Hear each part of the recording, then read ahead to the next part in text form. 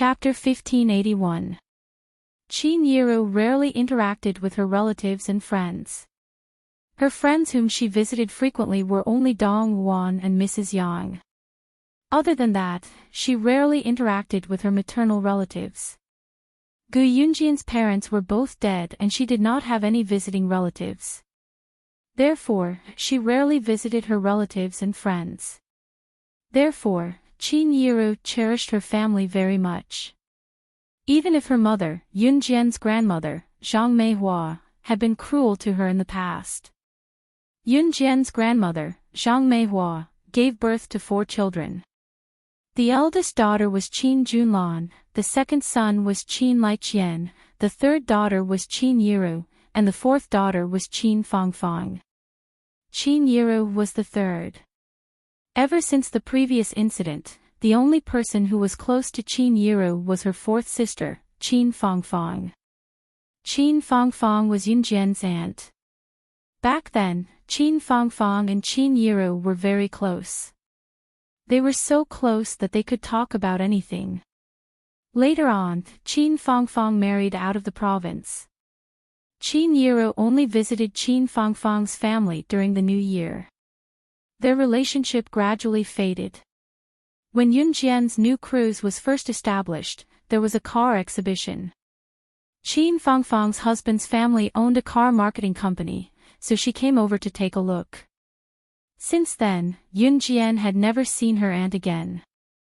"Mom, I'll go with you," Yunjian spoke up after Qin Yiru spoke up. Yunjian still remembered that Qin Fangfang was very nice to Qin Yiru back then. However, Qin Fangfang's mother-in-law mocked Qin Yiru in every possible way. Later on, when they found out that Yunjian was the director of new cruise, they stopped. Yunjian was afraid that Qin Yiru would be bullied again if she followed them. Coincidentally, she was given a few days off, so she could find some time to go with them. Moreover, Qin Fangfang treated Qin Yiru quite well. She was going to visit her aunt. "Sure, let's go together if Xiao Jian is willing to go. I've only been there 2 or 3 times and the environment is pretty good. It'll take about 13 hours to get there by train. It's a little far but it's okay," Qin Yiru said. Qin Yiru was still a country bumpkin in her bones. She was used to taking the train when she went out for a long trip. For Qin Yiru, an advanced means of transportation like the plane was still quite extravagant. Yunjian didn't mention that she was going there by plane. She would arrive there in 2 hours at most. She also wanted to experience the feeling of riding a train. After chatting with Qin Yiru, Yunjian went to look for Zhang Xiaofeng, Chen Xini, and Ling Yichen that night. Every time Yunjian returned to Longmen City, she would look for Zhang Xiaofeng.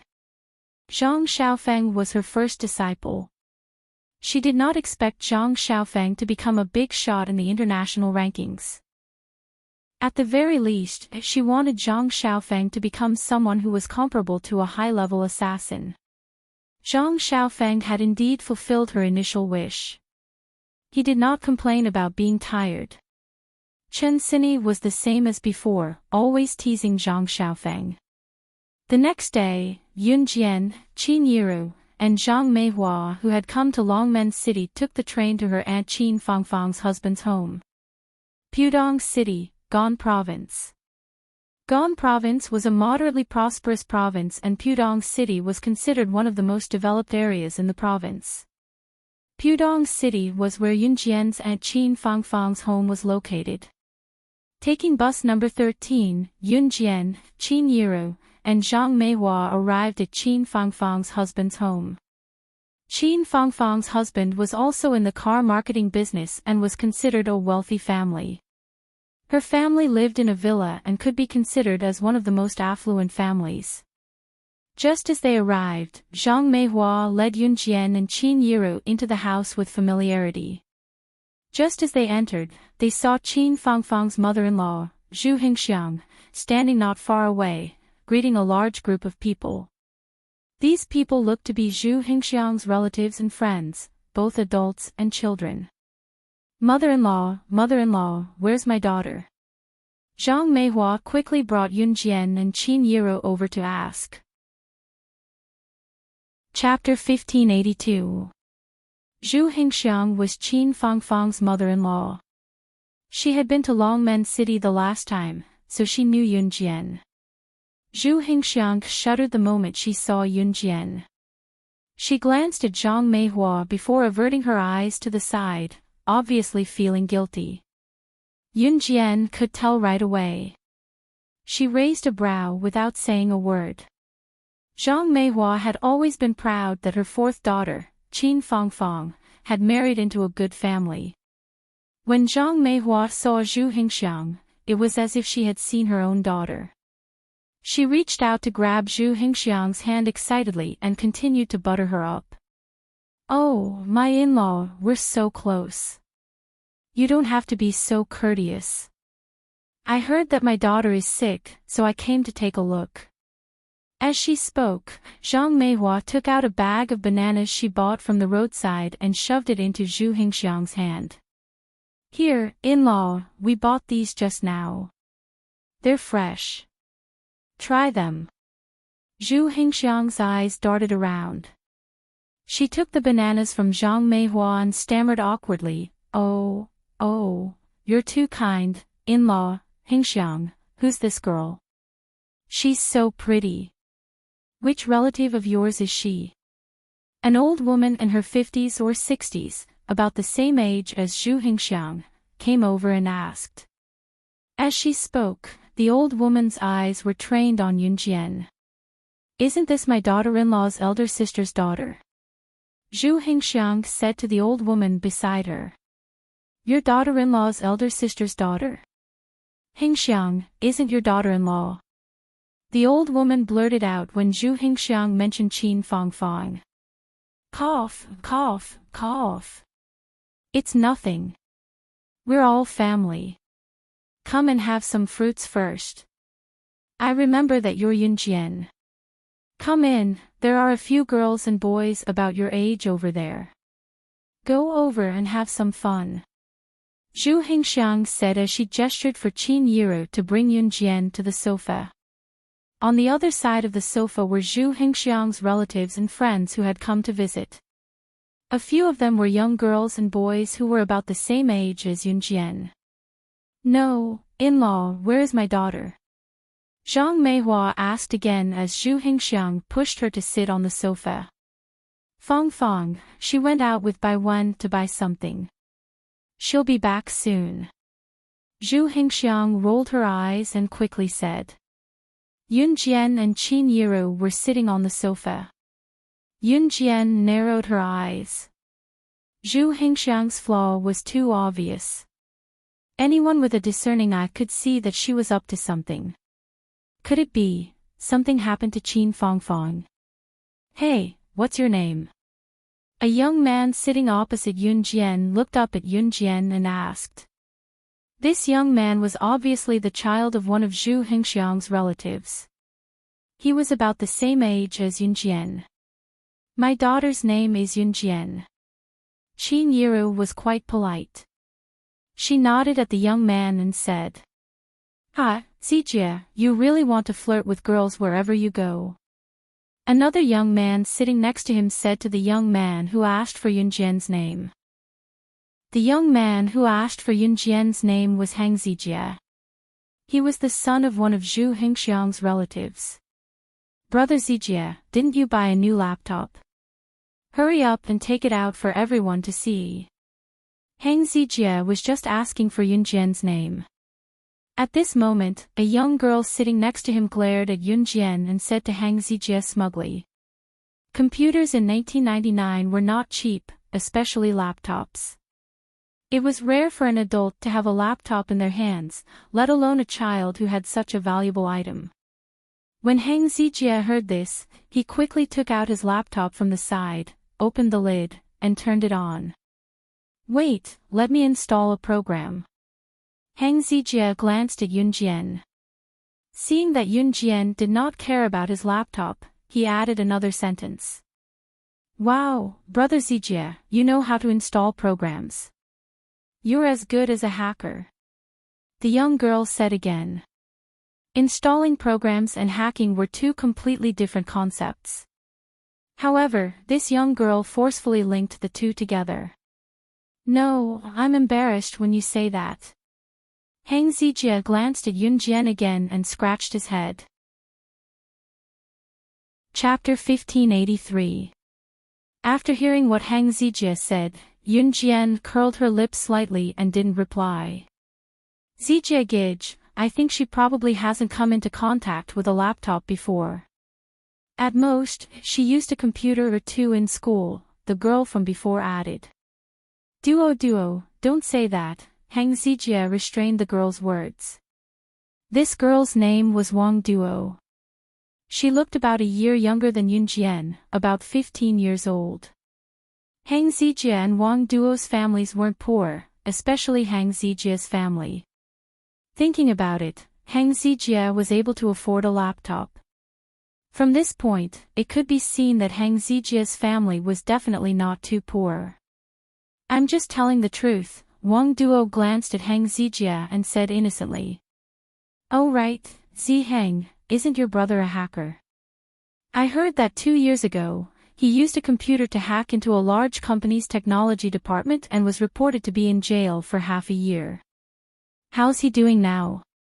The boy sitting next to Hang Zijie asked.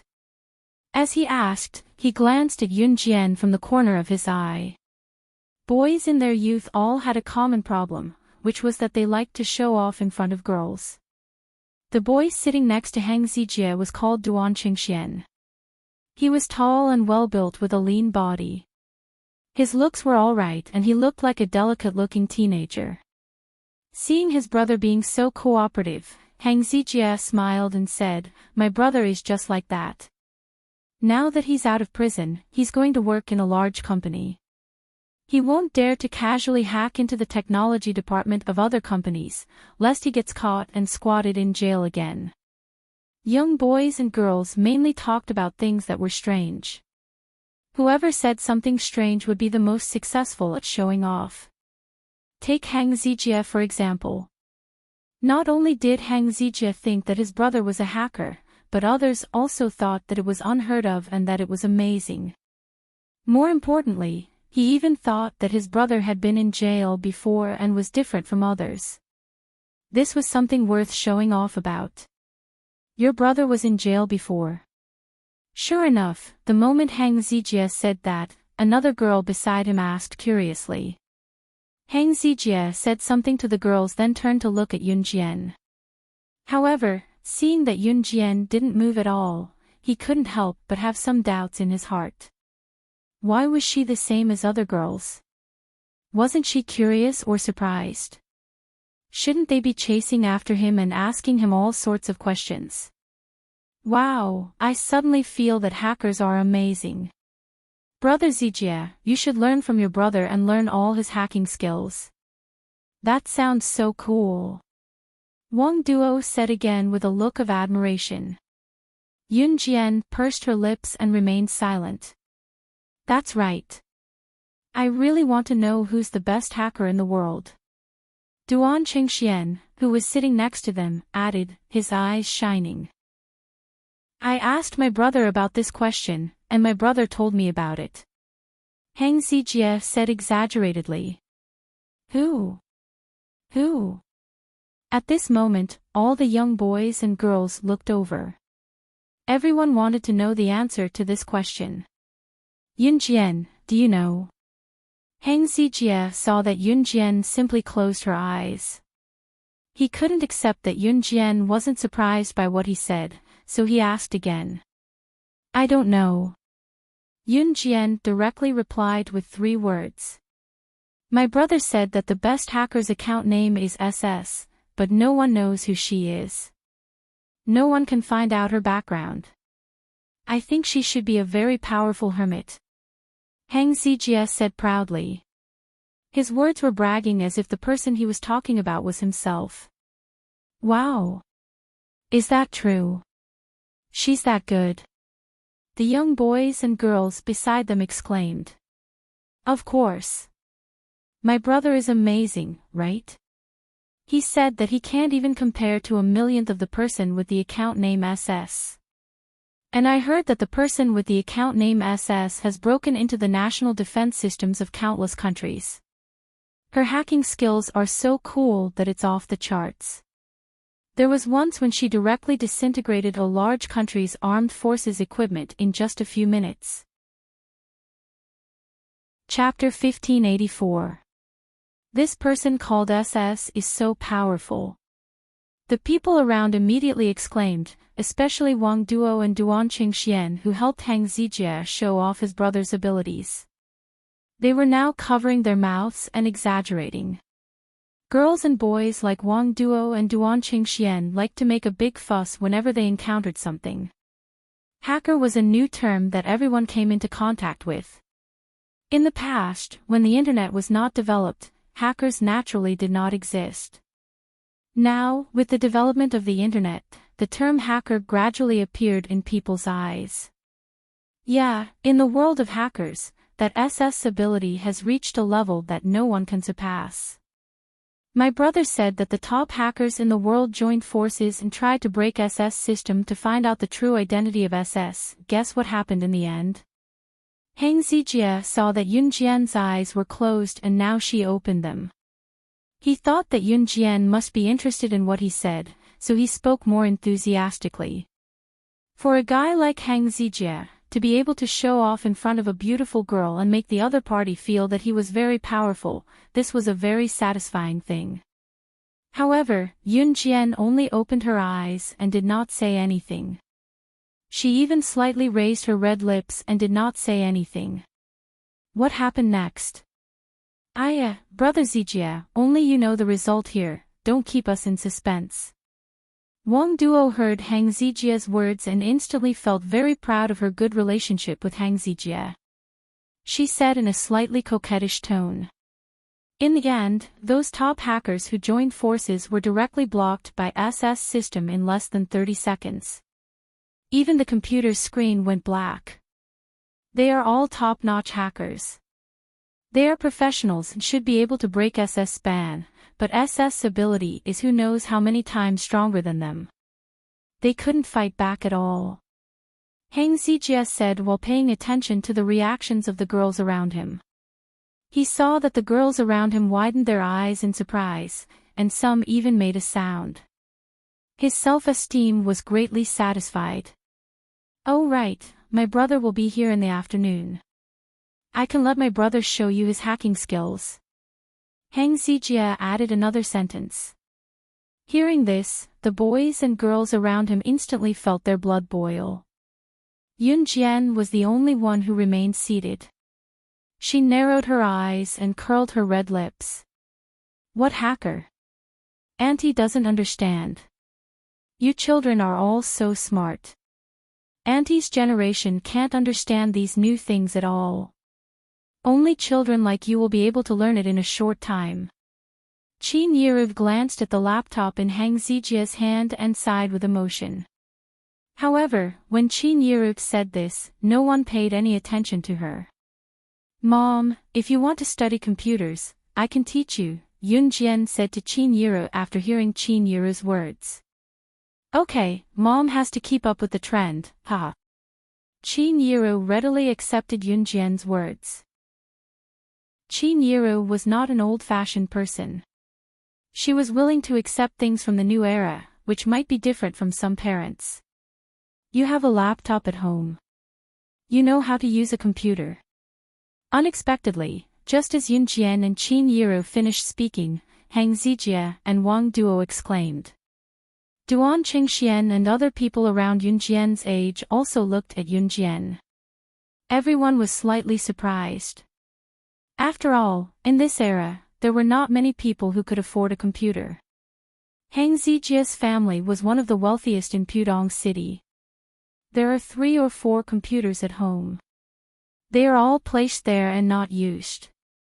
Although Auntie is old, I still want to learn. Since I bought this computer, I don't want to waste it.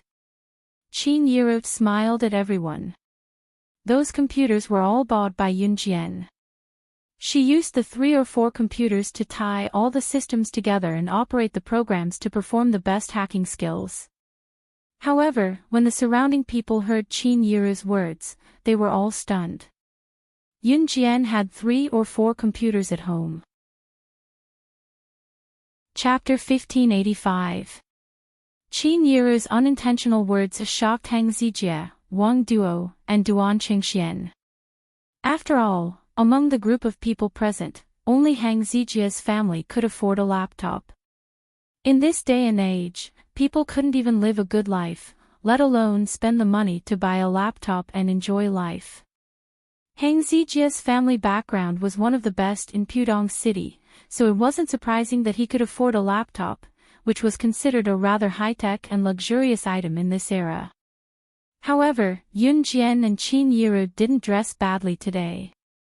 Qin Yiru even picked out the most expensive outfit she had and changed into it.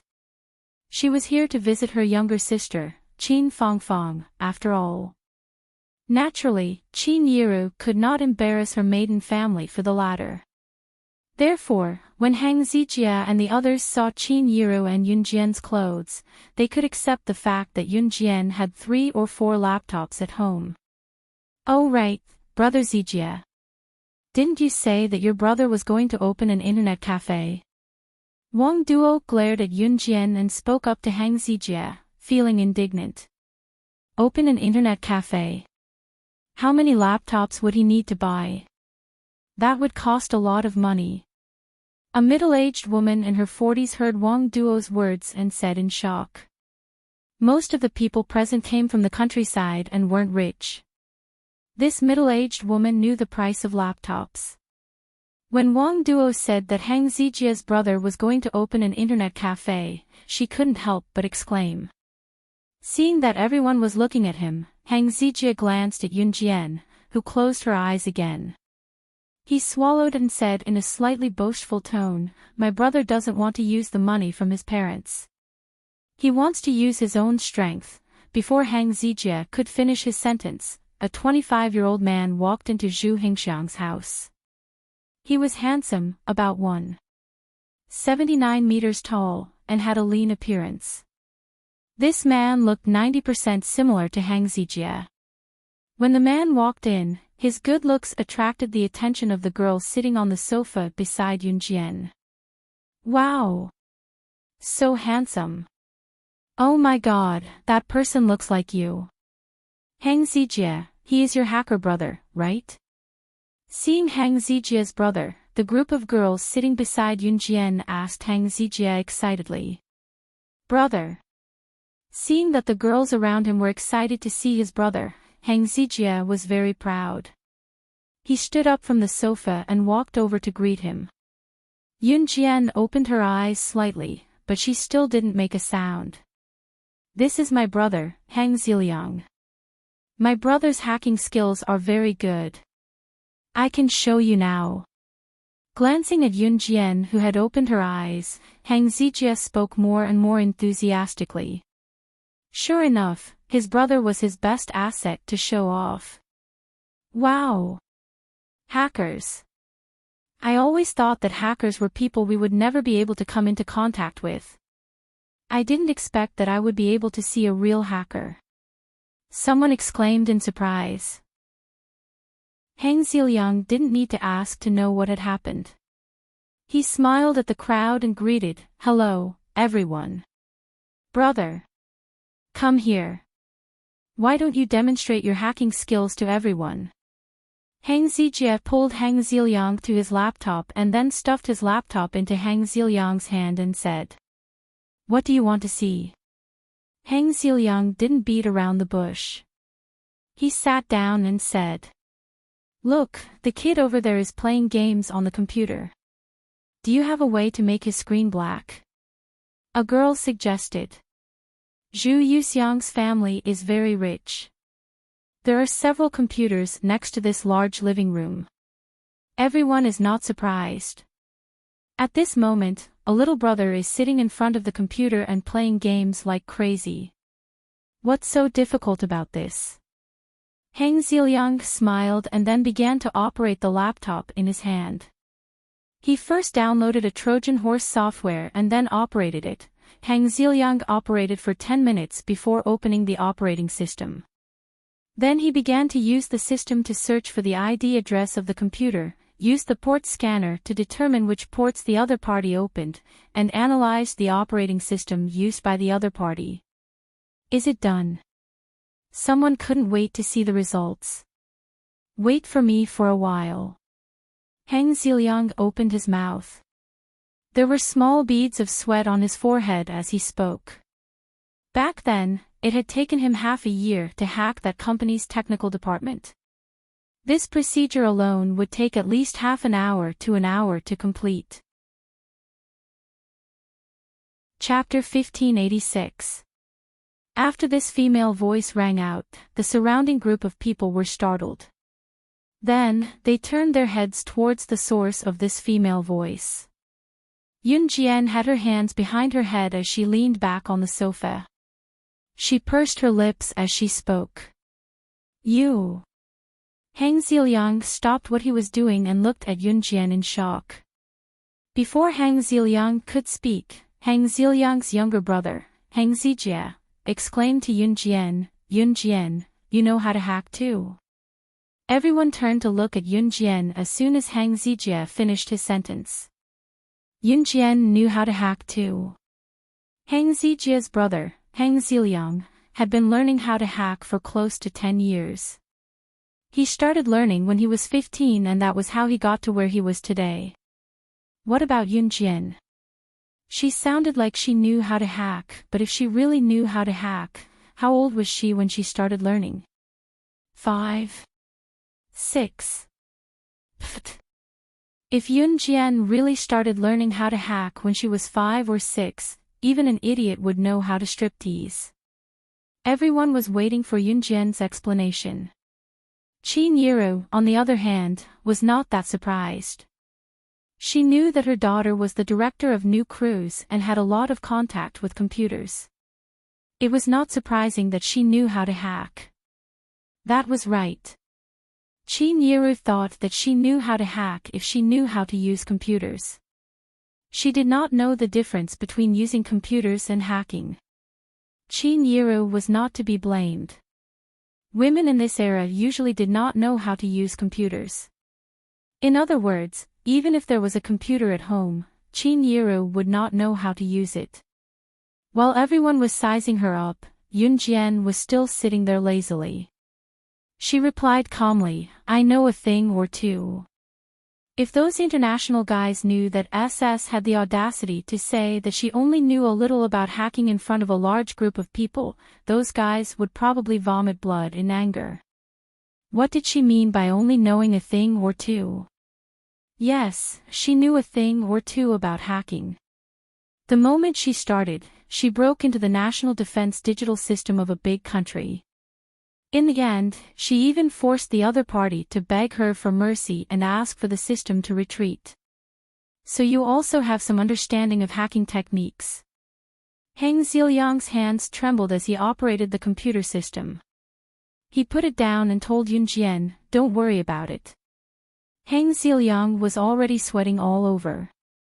It would take him at least half an hour to lock onto a computer and turn it into a black screen. However, what Yun Jian said just now surprised Hang Ziliang. 3 seconds of operation to black out the other side of the screen. Is this for real? Only the legendary SS would be able to hack that kid's computer screen in 3 seconds. The little girl sitting opposite him was probably bragging to him, right? Hang Ziliang was a little unhappy. Little girl, you're amazing. Why don't you give us a demonstration? Hang Ziliang exited all the system programs and then handed the computer to Yun Jian. Hang Ziliang looked as if he was saying to Yun Jian, you can do it, then give it a try. But in reality, what Yun Jian said just now made Hang Ziliang feel a little disgusted. No one liked to be praised as weak, especially Hang Ziliang, who was an indomitable man. No need to bring the computer over. Yun Jian's eyes moved slightly. She still put her hands behind her head and said to Hang Ziliang, Hearing Yun Jian's words, Hang Ziliang couldn't help but twitch the corner of his mouth. The people around, including Hang Ziliang, were secretly complaining in their hearts. Yun Jian definitely didn't know anything, she was pretending to know. However, just when everyone thought that Yun Jian was pretending to know, Yun Jian suddenly leaned forward. She reached out and pressed 5 keys on the computer that Hang Ziliang was holding. It only took 3 seconds. Chapter 1587. Mom. Mom. My computer is broken. I want to play games. I want to play games. Hurry up and fix it. I'm so angry. On the other side, the little boy sitting in front of the computer was so angry that he smashed the keyboard and roared at the woman in front of him because of the black screen. Being interrupted in the middle of a game was the most intolerable thing. Especially children who were addicted to games, the thing they hated the most was the computer suddenly turning black in the middle of a game. The little boy roared and the adults beside him immediately ran over. It was obvious that this little boy was the apple of his family's eye. Baby, what's wrong? What's wrong? The little boy's mother hurriedly ran over. Computer. The computer froze. Hurry up and fix it. I want to play. The little boy had just pointed at the computer screen and spoke to his mother when the computer screen had already recovered from the black screen. Oh, my little baby, you don't have a fever, do you? The mother was so scared that she quickly pressed her lips against the little boy's forehead and used her lips to feel the little boy's temperature. Not far away, Yun Jian had just retracted her hand from the laptop's keyboard. The people sitting around maintained their usual dumbfounded expressions. They saw with their own eyes that Yun Jian had tapped 5 times on the laptop's keyboard. In just 3 seconds, the little boy's computer screen had turned black. Then Yun Jian pressed 2 more times on the computer and the little boy's computer recovered. How could you use such a fast speed to find the other party's computer ID and cause the screen to turn black? Hang Ziliang was scared silly. He stared blankly at Yun Jian and said these words in a daze, I've been in this industry for so long and I've never seen anyone with a hand speed comparable to yours. Hang Ziliang said these 2 sentences in professional language, so the people around him didn't really understand. When Hang Ziliang said this, Hang Zijie, Wang Duo, Duan Qingxian, and the others who were sitting around him all sucked in a breath. Brother, what she did just now, can't you do it? Hang Zijie turned his head to look at his brother, whom he admired very much, and asked. Could his brother not be able to hack a computer screen as quickly as Yun Jian? Yun Jian's actions just now were simply too cool. As soon as Hang Zijie finished speaking, everyone turned to look at Hang Ziliang. Outsiders might not understand, but Hang Ziliang was an insider. Moreover, Hang Ziliang was very powerful.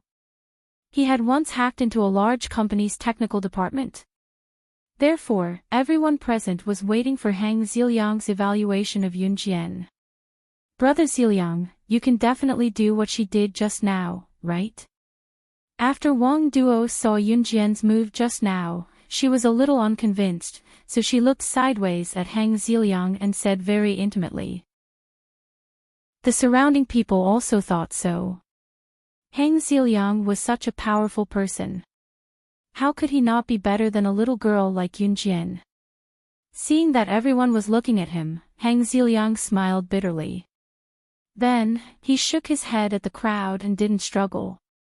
It seems that I only know a little about hacking skills. I don't think I'll be able to surpass her in this lifetime.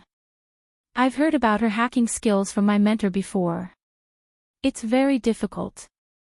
Just remotely controlling a computer screen to turn black was still okay, but if it was a large-scale hacker versus hacker battle, the slightest mistake could even ignite one's own computer and cause the computer to explode. Hang Ziliang's words were imprinted in everyone's hearts. For a moment, the surroundings were incomparably quiet. Chapter 1588. Is it really that dangerous? It can't be a lie, right? Wang Duo swallowed a mouthful of saliva and spat out this sentence. It was just controlling a computer. If it failed, would the computer explode? This was not a sci-fi movie. Wang Duo, do you not believe my brother's words? Hang Zijie worshipped his brother, Hang Ziliang. Hearing Wang Duo doubt his brother's words, Hang Zijie immediately shouted. Wang Duo curled her lips after being yelled at by Hang Zijie. She didn't say anything. Yun Jian sat on the sofa. She narrowed her eyes and did not say anything. Strange, why isn't your aunt back yet? Why don't I call her to hurry her up? Qin Yiru sat beside Yun Jian and said suspiciously. Then, she took out her phone and dialed a number. Since you're sick, why did you go out? Yun Jian cut to the chase. Qin Fangfang was sick. Why did she go shopping with her husband, Sun Baiwen? Shouldn't a sick person stay at home or rest in bed? Hearing Yun Jian's words, Qin Yiru's right eyelid twitched. She quickly called Qin Fangfang's phone. Beep beep beep, beep beep beep. At this moment, a phone rang in the living room. Qin Yiru turned around in surprise and saw Qin Fangfang's mother-in-law, Xu Hingxiang, hurriedly take out Qin Fangfang's phone from her pocket and press the button to hang up. This time, Qin Yiru really felt that something was wrong. She quickly stood up and walked towards Xu Hingxiang. However, when she was about 3 meters away from Xu Hingxiang, Qin Yiru stopped and asked Xu Hingxiang, "Why do you have my sister's phone?" Qin Yiru immediately stood up and Yun Jian walked over. When Xu Hingxiang heard this, she was so shocked that she almost tripped. In the past, when Xu Hingxiang appeared in front of Qin Yiru, she looked like a rich old lady. She was so arrogant that her nose almost reached the sky. However, Xu Hingxiang didn't put on airs when they met today. Didn't she go out with Baiwen? They'll be back soon. She asked me to leave her phone behind. Xu Hingxiang's eyes darted around even more. Just as she said this, a disheveled figure rushed out of the spiral staircase. The man's hair was messy, and his long hair swayed in the wind. There were red marks on his hands and feet, indicating that he had been tied by iron chains. As soon as the figure appeared, the surrounding people were a little surprised. Xu Hingxiang's expression changed greatly. Why did she come out? Wasn't it locked properly? The figure raised his head, revealing a young and well-maintained face. It was Qin Fangfang. Sister. She was spouting nonsense. She's lying to you. In order to prevent me from revealing our family's dirty laundry, they imprisoned me. 2 months ago, I found out that bastard Sun Baiwen had cheated on me. I want to divorce Sun Baiwen. They were afraid that this matter would get out of hand and affect their aristocratic families too much, so they chained me up and didn't let me leave. Save me. Save me. Qin Fangfang was very smart. After being imprisoned by her mother-in-law, she realized that she couldn't escape, so she secretly unlocked the chains without anyone noticing.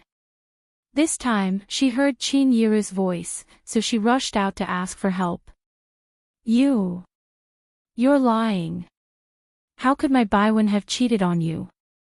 You're the one who didn't follow the rules. After being discovered, Xu Hingxiang still refused to admit it. My daughter. You vicious woman. Vicious woman. Zhang Meihua screamed and rushed towards Xu Hingxiang. Xu Hingxiang was at a disadvantage in the argument, but she immediately used the most vicious words to insult Qin Fangfang. She didn't pretend anymore. Bah! She's just a hen that can't lay eggs. So what if my son has a mistress outside? Isn't it because your daughter can't lay eggs? Our Sun family needs someone to inherit the family property. She didn't want Qin Fangfang to spread her family's dirty laundry. That was the reason why she imprisoned Qin Fangfang. Seeing Qin Yiro crying after seeing Qin Fangfang like this, Yun Jian's heart tightened. In the next second, under everyone's eyes, Yun Jian rushed to Zhu Hingxiang, who was tearing Zhang Meihua apart. She grabbed Zhu Hingxiang and slapped her to the ground. Then, she grabbed Zhu Hingxiang's collar and lifted her up. Chapter 1589. The surrounding people were so frightened by the turn of events that they took a few steps back. What was going on? Why was Zhu Hingxiang's daughter-in-law, Qin Fangfang, imprisoned by Zhu Hingxiang? What was going on? The people who came today were all Zhu Hingxiang's relatives and friends. Zhu Hingxiang's relatives and friends even brought their own children over. That was why Hang Zijie, Wang Duo, and the other children who were about the same age as Yun Jian were here. However, the people present never expected such a scene to happen. Zhu Hingxiang actually imprisoned her daughter-in-law. According to Zhu Hingxiang's daughter-in-law, Qin Fangfang, it was because Zhu Hingxiang's son, Sun Baiwen, had an affair. Qin Fangfang wanted a divorce after finding out. Then, Zhu Hingxiang was afraid that her family's dirty linen would be exposed. After all, a wealthy family like Zhu Hingxiang couldn't tolerate any scandals. Therefore, Zhu Hingxiang imprisoned Qin Fangfang to prevent her from getting a divorce. Zhu Hingxiang's son had an affair, but she didn't agree with Qin Fangfang and her son's divorce. Instead, she said that her son had an affair. She scolded Qin Fangfang as a hen that couldn't lay eggs. She said that the Sun family needed someone to inherit the family property. The surrounding people trembled with fear when they heard that. They were glad that they had nothing to do with the Sun family. However, what surprised the surrounding people was not this, but Yun Jian, who looked so thin and weak, actually walked over and slapped Zhu Hingxiang to the ground. Yun Jian's hacking skills had already stunned Hang Ziliang, Hang Zijie, Wang Duo, Duan Qingxian, and the others. Now, Yun Jian's move made them widen their eyes in shock. Wasn't she a thin and weak little girl? How could she have such great strength? Moreover, she had said to Zhu Xiuxiang, "Old woman, you're dead." Oh my, Si Xiang, what the hell is going on? What do you mean your son has an affair? What's going on? Your son usually looks like an honest person. How could he do something like having an affair? A very gossipy old woman walked over from the side. She frowned and asked as she walked over.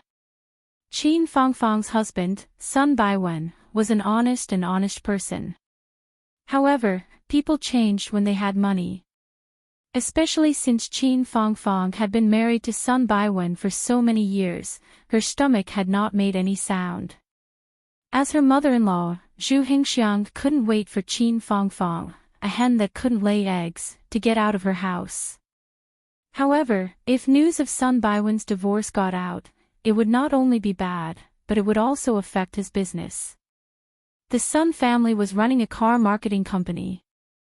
At the same time, they were working with others. Reputation was very important to the Sun family. Therefore, even if Qin Fangfang was imprisoned, Zhu Hingxiang would not let her go. However, he did not expect that Qin Fangfang would seize the opportunity to escape from the room after unlocking the chains. I must have been blind to have followed Sun Baiwen. Although your Sun family is rich, at least you won't look down on others. I misjudged you. Sun Baiwen was a bastard. This marriage must be divorced. Qin Fangfang was a very strong woman. She was innocent, bitter, and upset, but she would not show it. Instead, she yelled at Zhu Hingxiang and even slapped her several times in front of Zhu Hingxiang. As Zhu Hingxiang was being suppressed by Yun Jian, she could not move. She could only use vicious words to fight back against Qin Fangfang. For a moment, the emotions at the scene were extremely difficult to control. If you want a divorce, just divorce. Do you think our Sun family is so easy to bully? Since you married into our Sun family, you have to live like an ox or a horse. My son just wants to have an heir. What did he do? You can't have a child, so he found a woman to have a child. Is he wrong? I didn't ask you to give up the position of the main wife. What era is it now? Do you have to be so calculative? So many people want to be the daughter-in-law of our Sun family. You should be content. Zhu Hengxiang's scolding became worse and worse. However, just as the surrounding people were disturbed by the quarrel and did not dare to make a sound for fear of implicating themselves, Yun Jian slapped Zhu Hengxiang to the ground again. She flipped her hand and a butterfly knife appeared in her hand. The knife was thrown to the corner of Zhu Hengxiang's clothes under the horrified eyes of the surrounding people. It directly pierced the corner of Zhu Hengxiang's clothes. However, the knife bounced back to Yun Jian's hand with the help of the ground. Yun Jian held the butterfly knife. Her face was expressionless, but her eyes were cold. She looked at Zhu Hengxiang as if the god of death had arrived. Under everyone's eyes, she said something that made people's hair stand on end. Chapter 1590. Yun Jian had always been protective of her own people. Respecting the old and loving the young didn't exist in her world. She wasn't a good person or a saint. What happened to Zhu Hengxiang and whether Zhu Hengxiang's son, Sun Baiwen, cheated on her had nothing to do with her. In spite of it, Zhu Hengxiang had imprisoned Qin Fangfang. Looking at Qin Fangfang, who was covered in injuries from being chained up, her wrists and ankles marked with red marks of being chained up, Qin Yiru could not utter a word as she clutched her chest in agony. Even if it wasn't for Qin Fangfang, Yun Jian knew that if she didn't do anything, Qin Yiru wouldn't pretend that she didn't see anything. Qin Yiru wouldn't have the upper hand against a shrew like Zhu Hengxiang. Therefore, Yun Jian wouldn't sit by and do nothing. Hang Zijie, Wang Duo, Duan Chengxian, and the people who were watching the show but didn't dare to make a sound were all shocked when they saw Yun Jian carrying a knife. She actually carried a knife with her. Was she ready to fight at any time?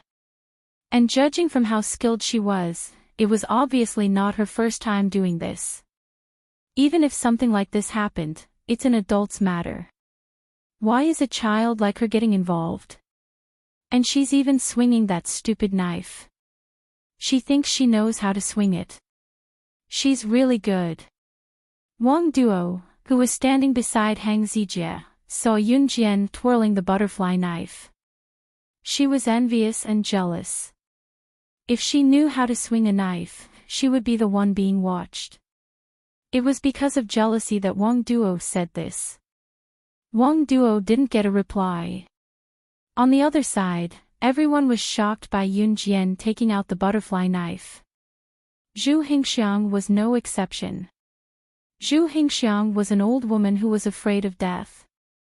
She never thought of dying when she argued with Qin Fangfang. Therefore, when she saw Yun Jian taking out the butterfly knife, poking the corner of her clothes with it, and catching it with the force of throwing it, Zhu Hengxiang was the closest to Yun Jian. Seeing this, her face changed color. You! How dare you! How dare you kill me in front of everyone! Call the police! Call the police for me! Call the police! Call the police to save him! Zhu Hengxiang was lying on her side on the ground. She supported herself with her elbows and watched in horror as Yun Jian called for help from the people around her. Zhu Hengxiang might have forgotten that she had imprisoned Qin Fangfang for 2 months. She had tortured Qin Fangfang until she was neither a human nor a ghost. What Zhu Hengxiang had done was illegal. No one dared to move. You're the one I'm going to kill. Zhu Hengxiang, Qin Fangfang, have been married to your family for so many years. I have been with Sun Baiwen since he was not as rich as he is now. But what about you? How dare you treat me like this? I, Qin Fangfang, cannot accept it. She wanted a divorce. But you imprisoned me. You want to call the police. We don't need you to call the police. I'll call the police. I want to sue you for imprisoning me. Qin Fangfang gritted her teeth and forced herself not to cry. She wanted to use the most rational and legal means to protect herself. But before that, she wanted to take revenge for the humiliation she had suffered at Zhu Hingxiang's hands. Qin Fangfang walked over and raised her hand. Just as she was about to slap Zhu Hingxiang's face, a furious voice came from the main entrance. Qin Fangfang. How dare you? How dare you hit my mother? It was Sun Baiwen, Qin Fangfang's seemingly honest husband. After Sun Baiwen shouted, he pulled a young woman in his hand and walked towards Qin Fangfang from the main entrance while shouting. This young woman was Sun Baiwen's cheating partner. She was commonly known as the mistress. At this moment, the rather good-looking mistress, who was wearing fashionable clothes, looked up and glanced at Qin Fangfang smugly. She looked as if she was provoking Qin Fangfang. Needless to say, Sun Baiwen's cheating was a foregone conclusion.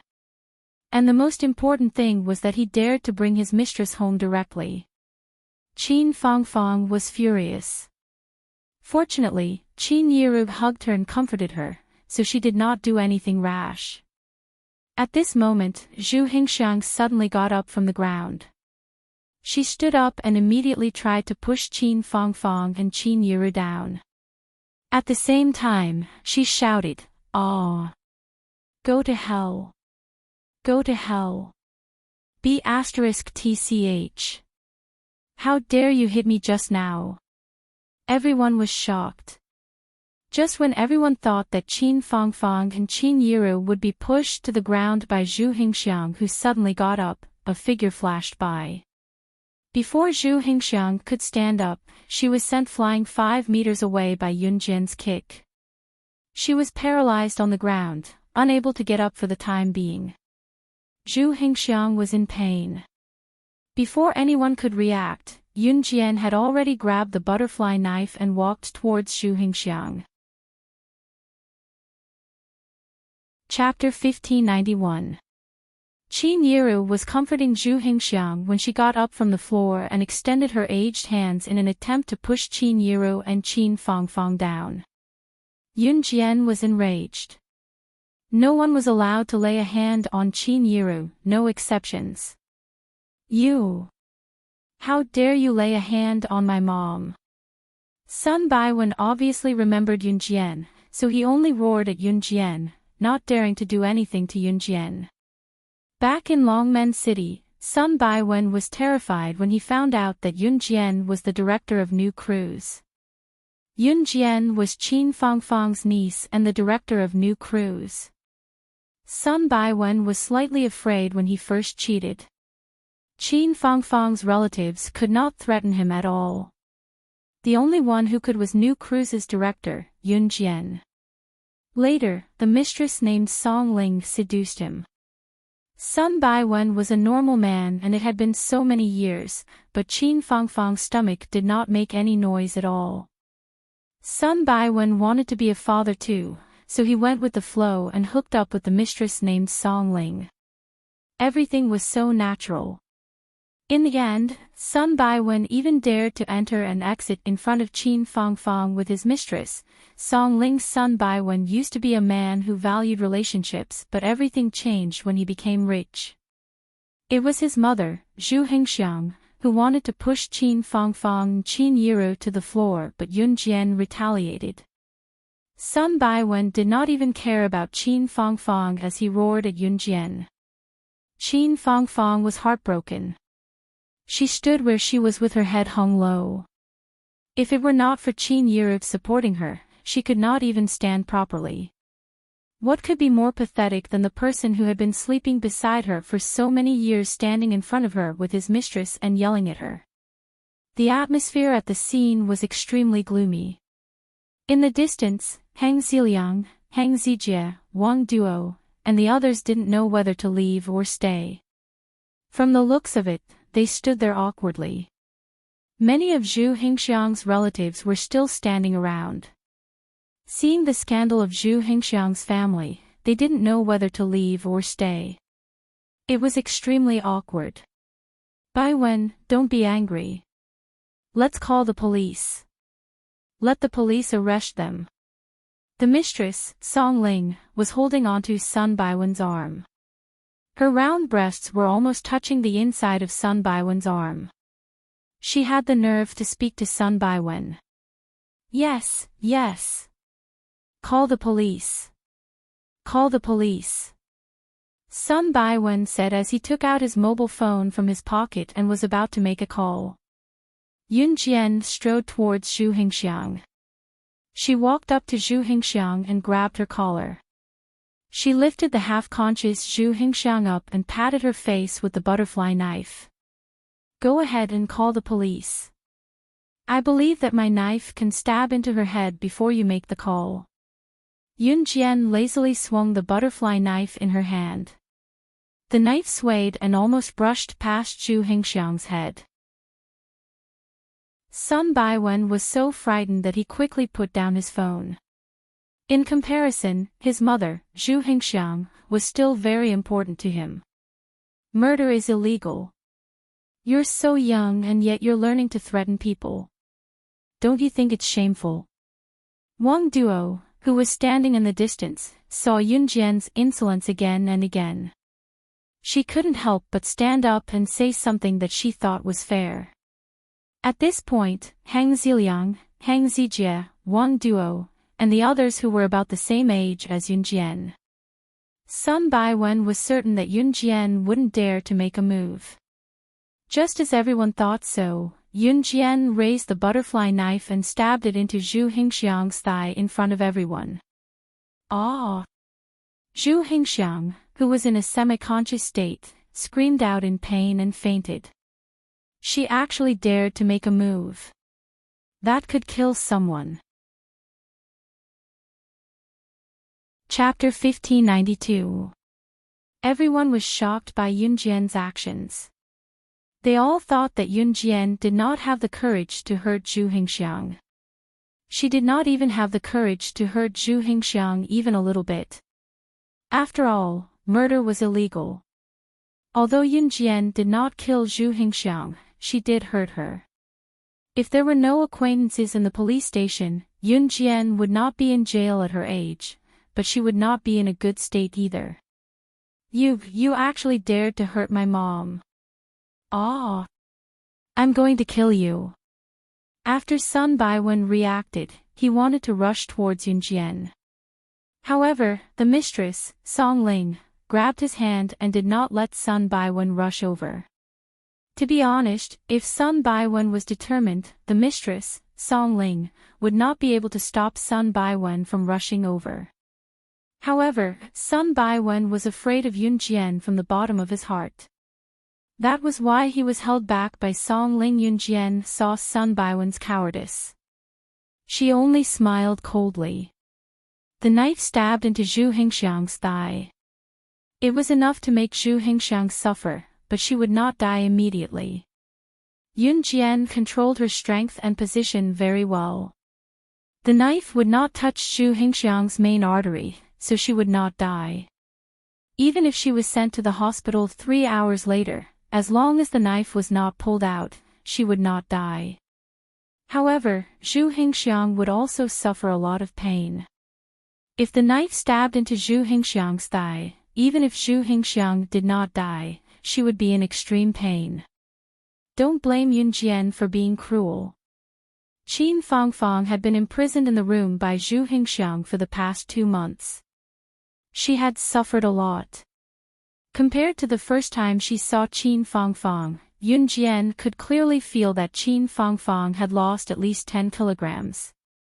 She was all skin and bones. Yun Jian's move scared Qin Fangfang, Qin Yiru, and Zhang Meihua.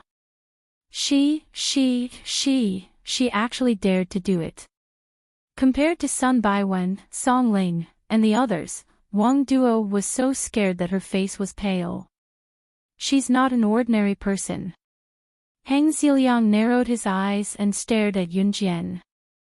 Just as Wang Duo, Hang Zijie, and Duan Qingxian were so scared that their faces turned white, he softly spat out these words. Just now, when Yun Jian demonstrated her hacking skills in front of them, Hang Ziliang felt that Yun Jian was not an ordinary person. This feeling was very strong. Although Wang Duo was scared of Yun Jian's ruthless look just now, she was still not convinced, especially when Yun Jian had been eye-catching. Therefore, Wang Duo curled her lips and complained in a low voice, "She doesn't have 3 legs, how is she not an ordinary person?" Inside an Hun organization. The Hun organization was huge. If they were to walk, it would take more than a day and a night to reach the end of an Hun organization from one side to the other. Even by car, it would take a few hours. At this moment, in one of an Hun organization's villas, Si Luo was sitting on the spot, bored. She was holding a bouquet of fresh flowers that she had just picked from outside and gently inserted them into the vase. Ever since Shuang brought her here, she had been watched by the female housekeeper at the door to prevent her from escaping. Seeing that the housekeeper had gone to the toilet, Si Luo's eyes flickered. She stood up immediately and dashed out. She wanted to leave this place. She did not want to stay with him. However, just as Si Luo rushed out of the door, she crashed into a sturdy chest. Si Luo's heart clenched. She looked up in fear and saw Shui Ying's dark face. Without a word, Shuang grabbed her wrist and dragged Si Luo into the house.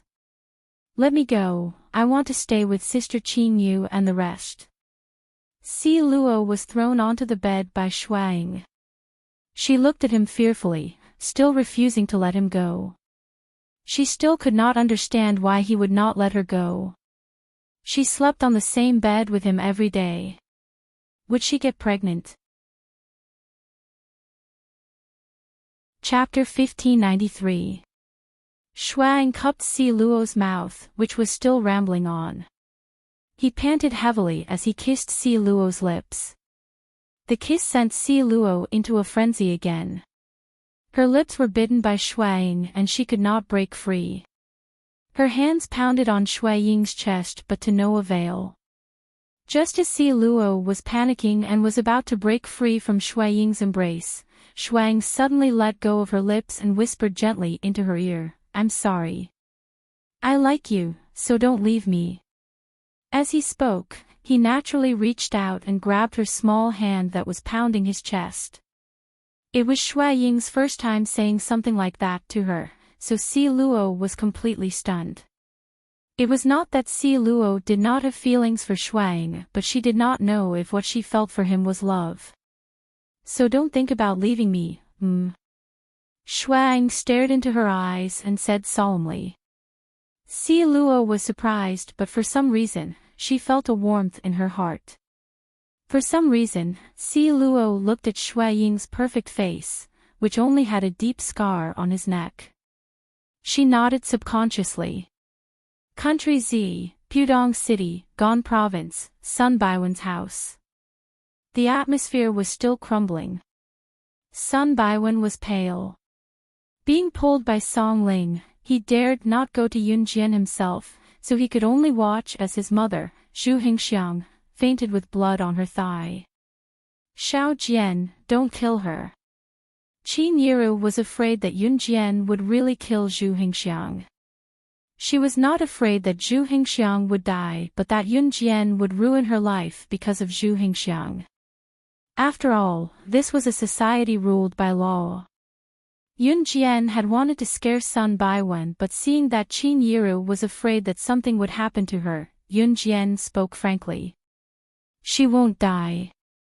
Zhu Hingxiang's injuries looked serious and she had fainted, but for some reason, Qin Yiru was not worried anymore after hearing what her daughter Yun Jian said. "Won't die. She's so hurt." do you think you're an executioner in the underworld? That's a human life we're talking about. Wang Duo couldn't help but speak up again. Her tone was as if she was very kind and Yun Jian was a big bad person who was beyond redemption. At this moment, Yun Jian's phone rang. Yun Jian ignored Wang Duo's righteous clamor and picked up the phone. The people around couldn't hear what the person on the other end of the phone said, but Yun Jian lowered her eyes and said to the person on the other end of the phone, "Come in." "Come in." What did he come in for? The surrounding people were very puzzled. "Yun Jian, do you think this is fun? Aren't you going to call the ambulance? Do you have to be so vicious? You can't be so vicious." Wang Duo couldn't help but ask after hearing Yun Jian's words. However, before Wang Duo could finish speaking, a delicate and pretty figure walked in through the door. Seeing this, the surrounding crowd was drawn over. It was Qing Yu. "Who's this?"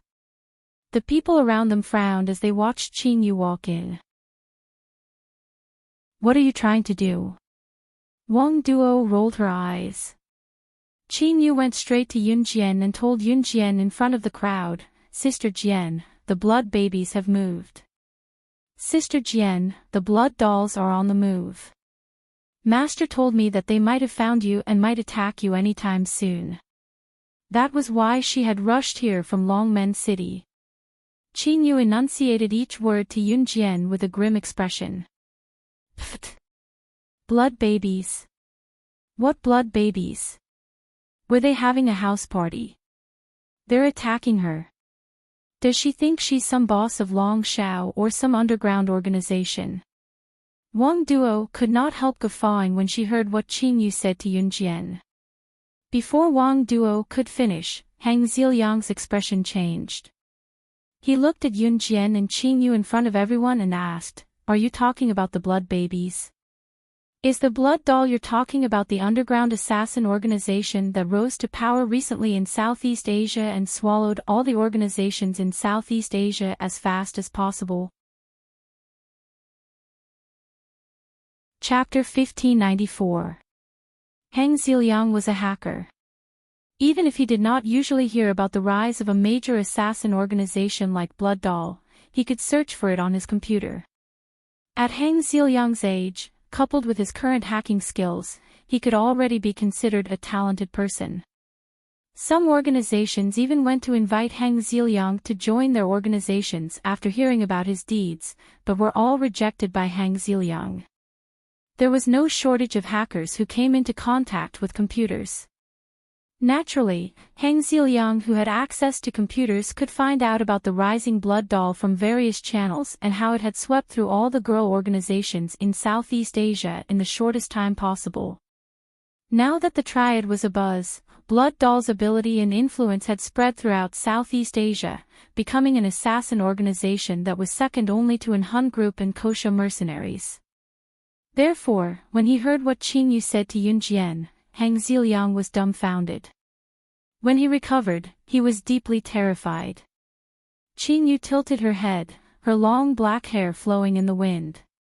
She turned around when Hang Ziliang told her about the blood baby. Her long hair flowed in the wind as her deep black eyes stared at Hang Ziliang sharply. "You?" Hang Ziliang stuttered under Qing Yu's stare. He gulped and did not say anything else. "Sister Jian, do you need me to end him?" Qing Yu stood beside Yun Jian with a dark expression. Her usual playfulness and exuberance were gone, replaced by indifference. Did it not mean that she was going to kill him? Hearing Qing Yu's words, the people around them subconsciously took a few steps back. The girl who was called in by Yun Jian had a piercing gaze. It was not as intimidating as Yun Jian's, but when Qing Yu came, everyone felt like Yun Jian was the boss of some organization. Moreover, the girl who just came in just now had called Yun Jian Sister Jian. Why did Yun Jian look so much like a mafia boss?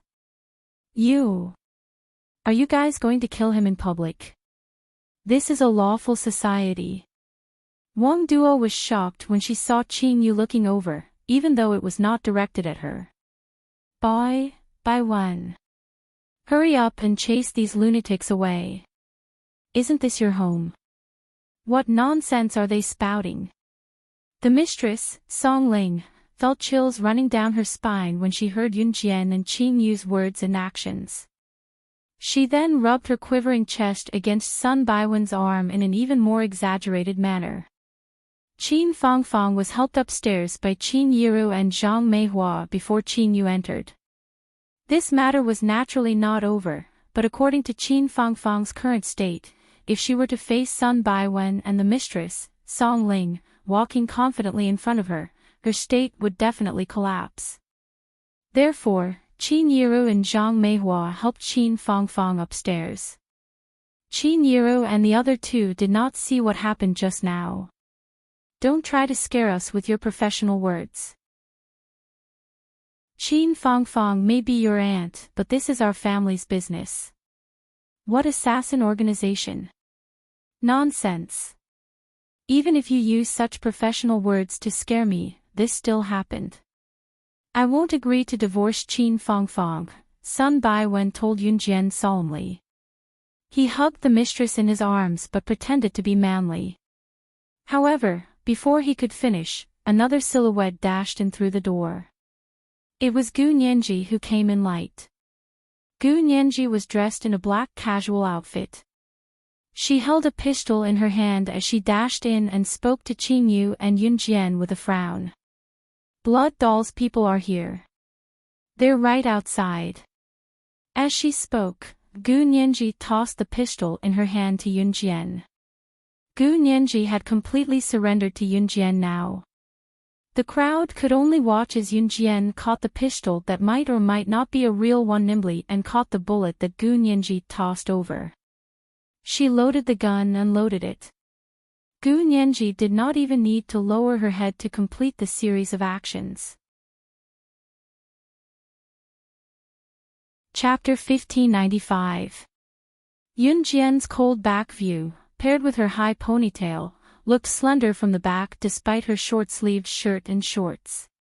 Her figure was just right, and she was full of energy like a grim reaper who was ready to kill at any moment. The people standing behind Yun Jian were stunned for a moment. Did they just see the Grim Reaper from hell? Wang Duo, Heng Zijie, Heng Ziliang, and Duan Qingxian could not help gulping.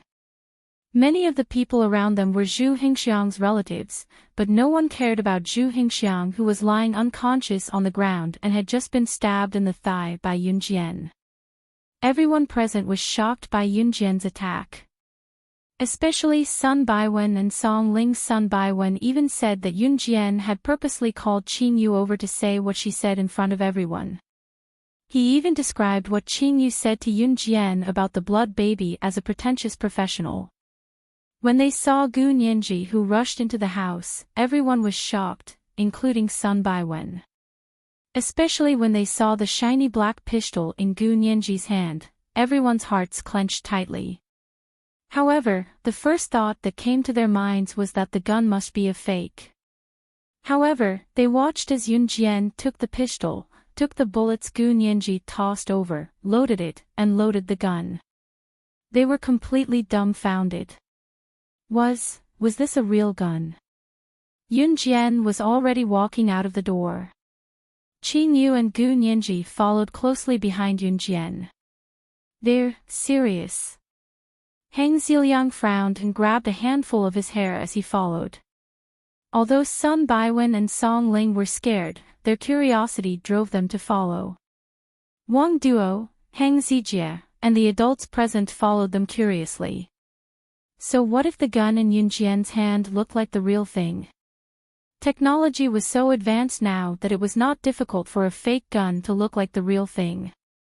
Everyone followed Yun Jian's footsteps, wanting to see what tricks Yun Jian was up to. They wanted to see what Yun Jian was up to. Did she really think that she was some big shot on the international stage who was being hunted down by an assassin organization? Now, she wanted to play the role of a hero and Superman to save the world. Hee, how could such a thing happen to ordinary people like them?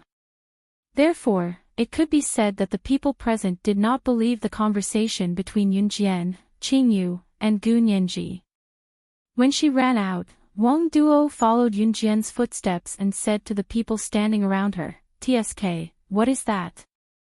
Does Yunjian really think that she is the savior of the world? How can that assassin organization deal with someone like her who has no status at all? Do they have nothing better to do?" To Wang Duo, Hang Zijie, and the others, the term assassin organization was a group that they would never come into contact with in their lives.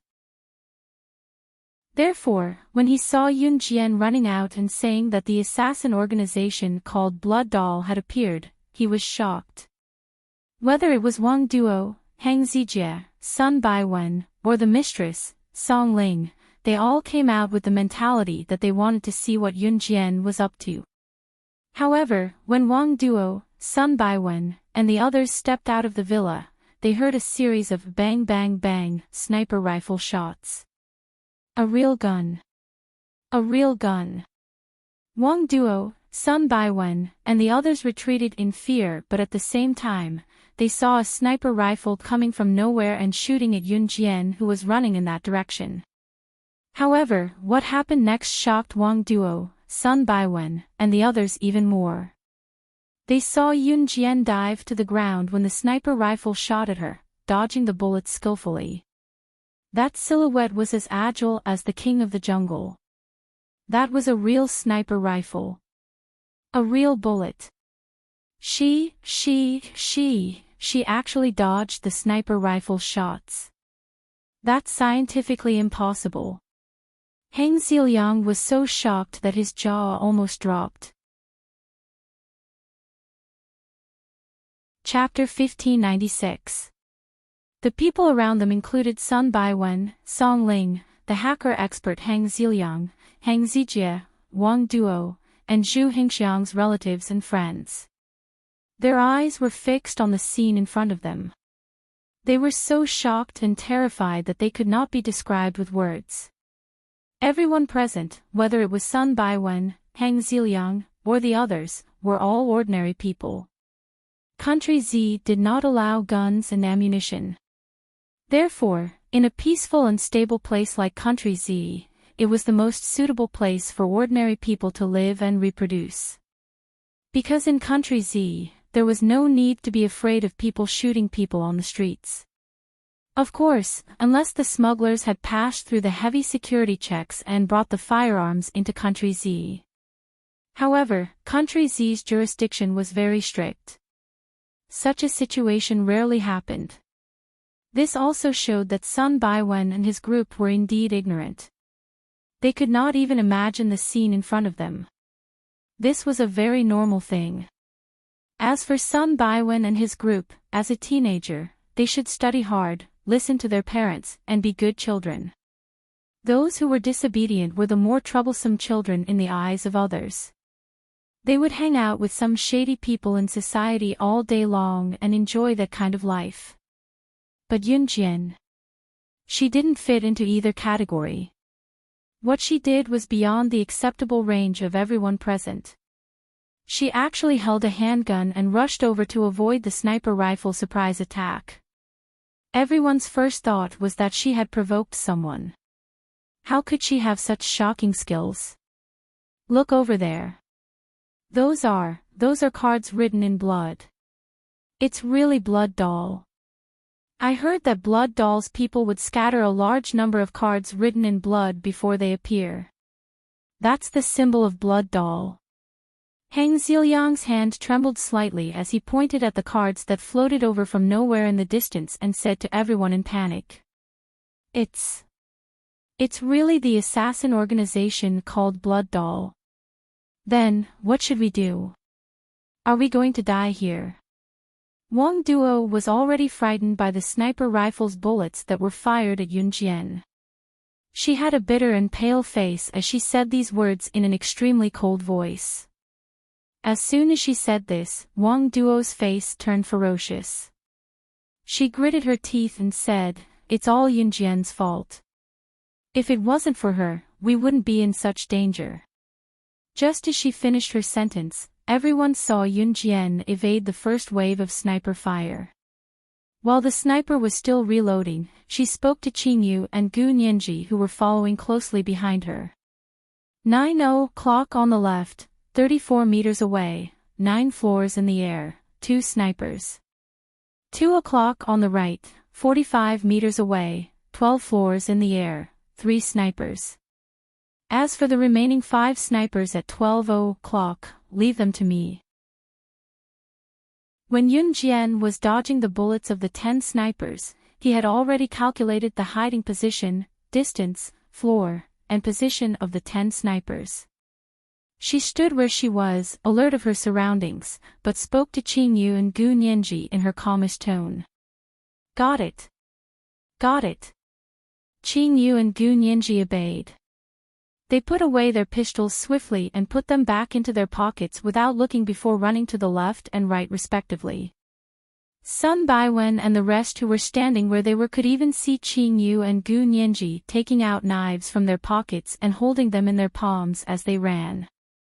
In addition to their balanced speed, they looked just like the assassins in the movies. However, this was not what shocked the crowd the most. She can calculate each sniper's hiding position, distance, floor, and specific position while evading the sniper's bullets. Hang Ziliang exclaimed in horror as he stared in that direction. Hearing what Hang Ziliang said, Sun Baiwen, Song Ling, Hang Zijie, Wang Duo, and everyone else looked at Yun Jian in shock. Was she still human? Chapter 1597. Not to mention Yun Jian, who was able to calculate the hiding spot of each sniper while dodging the bullets. Anyone present, even if they were to stand in place and look at a point in the distance, they would be able to accurately report how far away that point was from them. This was something that depended on luck and guessing. Not to mention Yun Jian, who was able to easily see the precise distance between the 3 sniper spots in different directions while dodging the bullets of the sniper. Yun Jian reported an accurate number. Just from that move, Yun Jian's ability had already made everyone present unable to use the word shocked to describe it. She's lying, right? What she said just now. Is it true? What she said just now was the hiding spot of the snipers? Wang Duo could no longer use the word shocked to describe her current feelings. Who was Yun Jian? How could she have such terrifying skills, observation, and spatial abilities? Too amazing. She's simply my idol. Hang Ziliang complained loudly. He thought that he was only respected by SS in the hacker world, but Hang Ziliang never thought that he would meet a talent like Yun Jian. He originally thought that Yun Jian's hacking skills were already the limit, but what Hang Ziliang never thought was that Yun Jian could actually dodge the sniper's bullets. More importantly, her ability to see through things was astonishing. Compared to Hang Ziliang, Wang Duo, and the group of young people, Yun Jian's ability in the eyes of adults like Sun Baiwen was simply like watching a science fiction movie. Especially the mistress Song Ling. The more powerful Yun Jian was, the more scared she was. Because Yun Jian was Qin Fangfang's niece. Look, what is she doing? Just as everyone present was stunned, they saw that Yun Jian had already quickly played with the pistol and walked towards the best sniper spot. Until Yun Jian was completely exposed to the sniper's best shooting range. What is she doing? If the sniper wants to snipe her, he has to consider the direction of the wind, the speed of the wind, the distance, and other areas. If she walks over there, she will directly expose herself to the sniper's range. Hang Ziliang was so scared that he broke out in a cold sweat for Yun Jian. Among those present, other than Hang Ziliang, be it Sun Baiwen, Wang Duo, Hang Zijie, or Duan Qingxian, none of them understood what Yun Jian was doing or what she was trying to do. Hang Ziliang was the only one who knew a little about what Yun Jian had done. Therefore, after hearing Hang Ziliang's explanation, everyone present couldn't help but gasp. Everyone thought that Yun Jian was crazy. Was there something wrong with her brain? He actually exposed himself to the sniper's sniper range. Was she courting death? However, they saw Yunjian's cold smile. She held the black pistol in her hand, but she didn't take out her usual butterfly knife. Instead, she held the pistol in her hand very agilely and walked towards the sniper's sniper range. The butterfly knife was indeed the weapon she was best at. However, today, at this moment, she wanted to tell the group of assassins from Blood Doll one thing. She was good at butterfly knives. She could use them flexibly and freely. As for the pistol, she was still good at it. I know, she must be trying to kill the sniper. Oh my god. She is standing on flat ground and killing the sniper. The longest range of a pistol is 50 meters. Standing on flat ground and using a pistol to kill the sniper, and protecting oneself from being killed by the sniper, this is something unheard of in the entire world. Could it be that she really wants to? Hang Ziliang was panicking, so he shouted those words out in fear. Everyone's hearts tightened when they heard Hang Ziliang's words. When everyone reacted and looked over there, they saw that Yun Jian had already moved. Chapter 1598. A new round of sniping began. The 5 snipers standing in the middle of the 12:00 clock reloaded their guns and fired at Yun Jian again. Oh my god. Hang Ziliang and the rest who were standing far away were not shot by the snipers.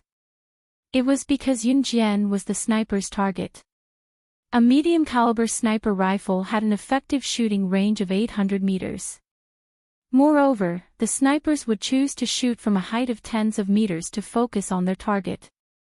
Yun Jian was at a disadvantage standing far away. Any carelessness and she would lose her life. It was no laughing matter. She's here. She's here. Hang Ziliang could even feel Yun Jian's victory. He gripped the corner of his shirt tightly and looked sideways at Yun Jian. His instincts told him that Yun Jian's ability was enough to shock them.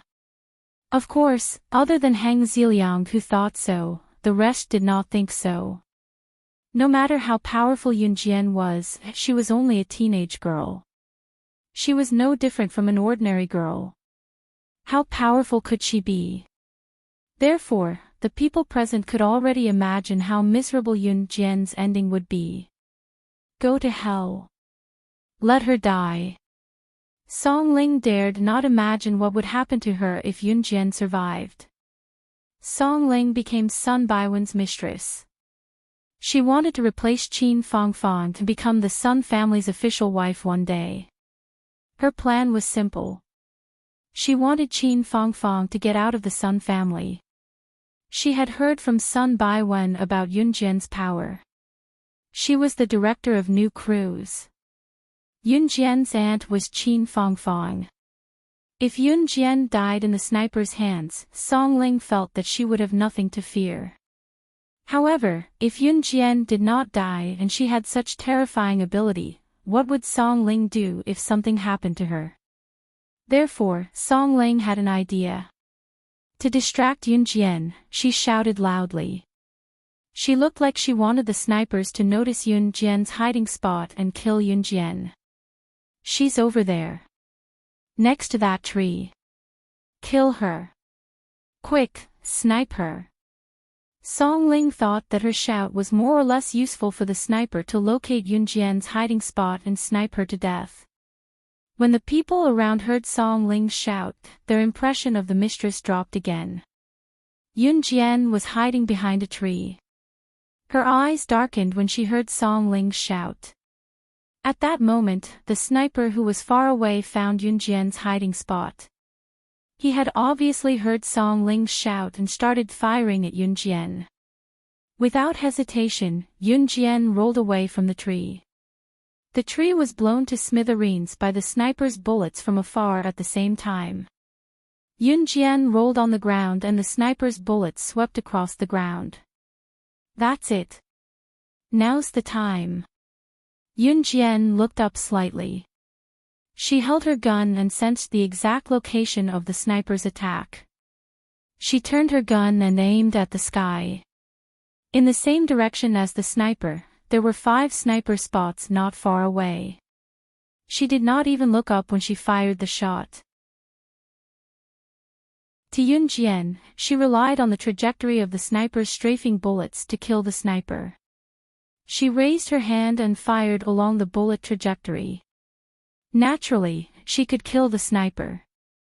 After 5 shots, Yunjian turned around and walked back to Hang Ziliang, Sun Baiwen, and the others.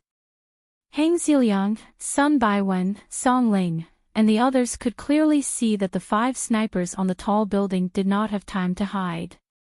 They were hit in the head by Yunjian's 5 shots and fell backward. Yunjian did not even need to use her eyes to confirm that the 5 snipers were dead. She just turned around and walked back. Her style made everyone feel that it was not her first time encountering snipers. It was also not her first time killing snipers with a gun.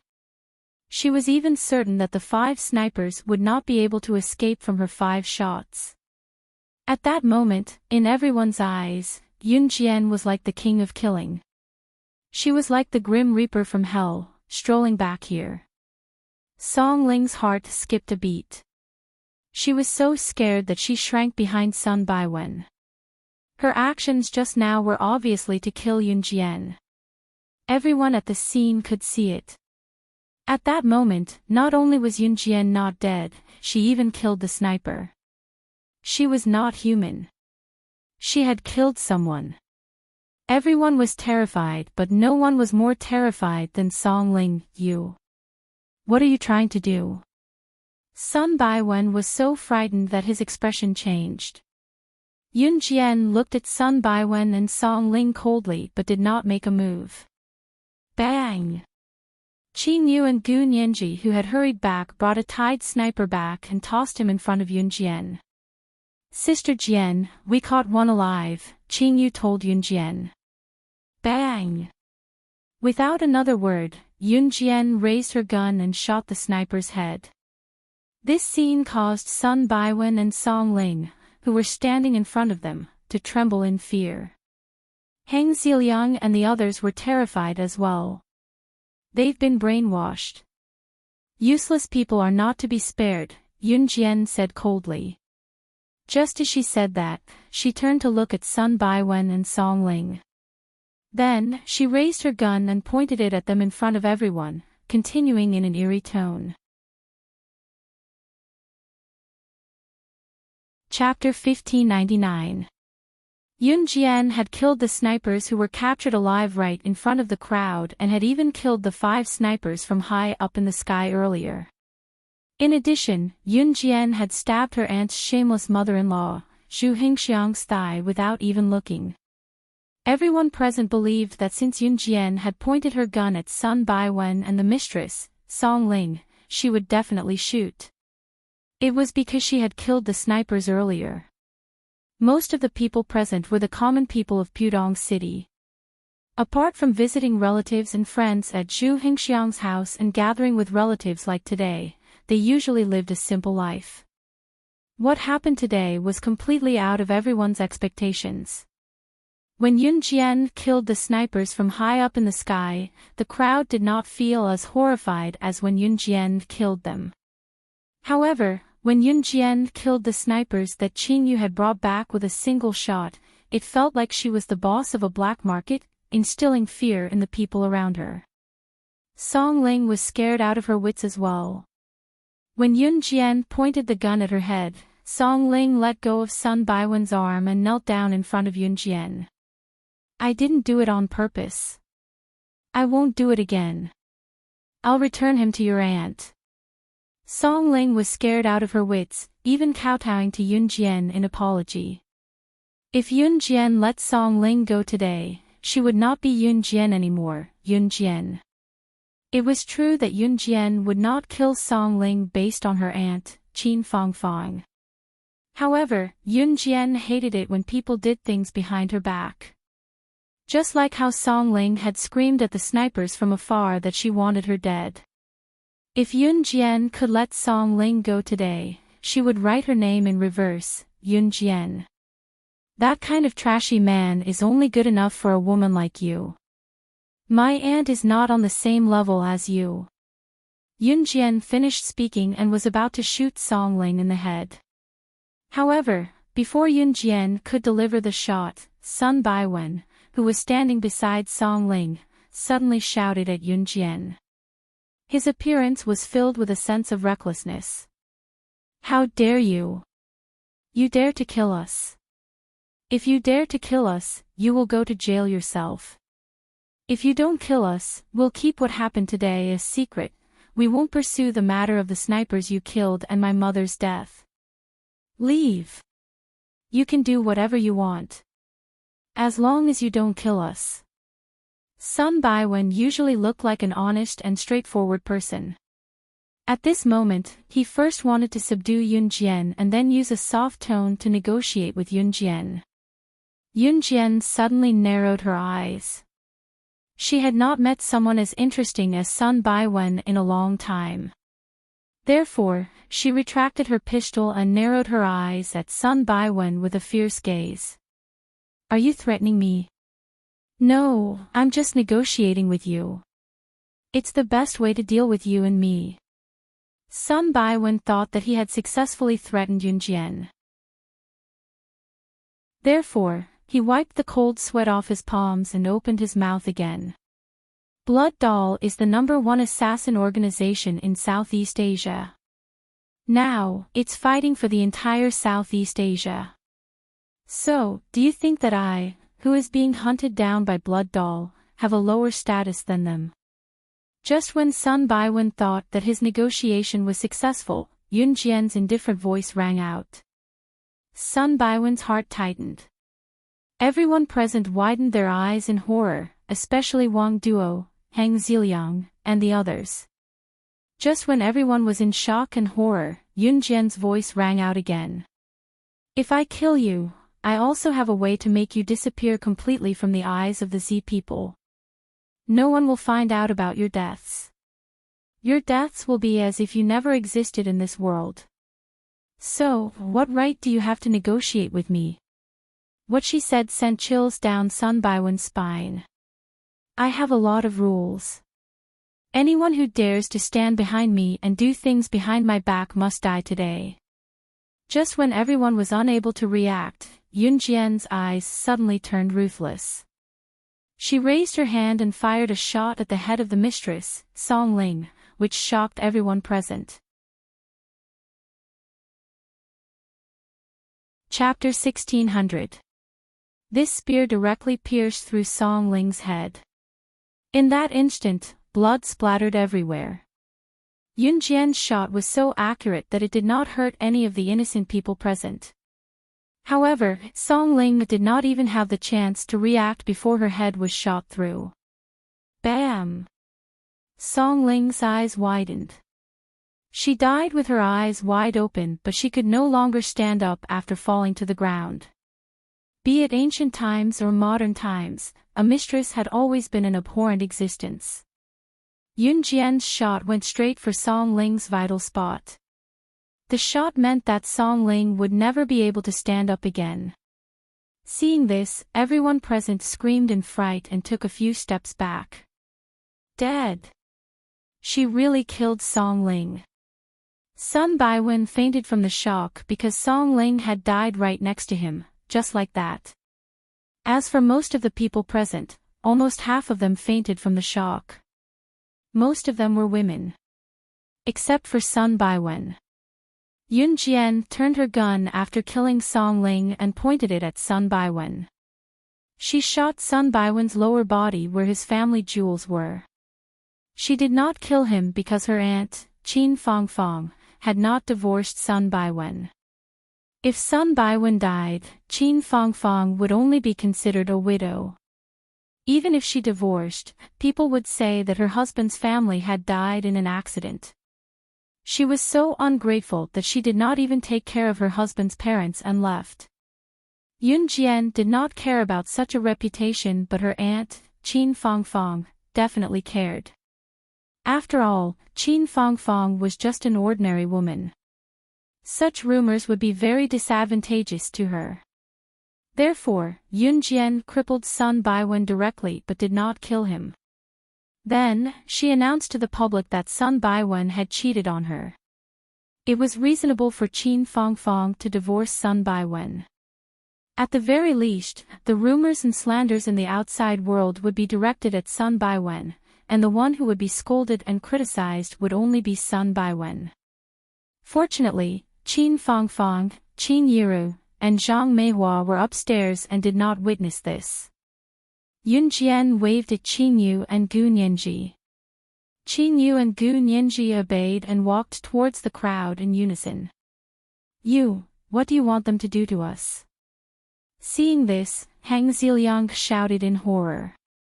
Just as he finished shouting, Yun Jian continued, "I want you to forget what happened just now." Forget? Could there be something in this world that could make people forget part of their memories? Hang Ziliang's expression changed. Just as Hang Ziliang was feeling puzzled, Gu Nianji walked over and struck Hang Ziliang in the neck. Moments later, Qin Yu went to Yun Jian and nodded at Yun Jian. "Sister Jian, they've been given amnesia lotion for 3 hours. Okay, you two take care of the scene. I'll take my mother and the others away first." Yun Jian instructed Qin Yu and Gu Nianji before turning to look for Qin Yiru and the rest in the room on the second floor.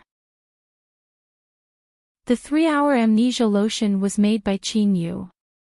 It could make people forget everything that happened in the past 3 hours and there were no side effects after consuming it. The rest was left to Qin Yu and Gu Nianji while Yun Jian led Qin Yiru and the rest out the back door after going up to the second floor. Qin Fangfang was heartbroken, so they did not notice what happened in front of Sun Baiwen's house. After all, he was her husband whom she had spent most of her life with. Not showing weakness in front of outsiders did not mean that Qin Fangfang was not sad at all. Qin Fangfang did not bear any children for the Sun family, so she left casually. After returning to Longmen City, Qin Fangfang went back to Xinjiang town with Zhang Meihua despite her emotional breakdown. Everything that was irrational had to be dealt with after her brain calmed down and everything became rational. "Sai, Xiao Jian, I'll be going back to Xinjiang town to accompany your aunt for the next 2 days. Xiao Zhu and the rest have asked Mrs. Yang to pick them up. Watch them at night." Chapter 1601. After Qin Yiru left, the house quieted down. Cee was now in an Hun group, Xiao Yunju and the other 3 were temporarily staying at Mrs. Yang's house, and Gu Junjian naturally had to go on a mission, so after Qin Yiru left, there was really no one at home. However, Yun Jian naturally had somewhere to go.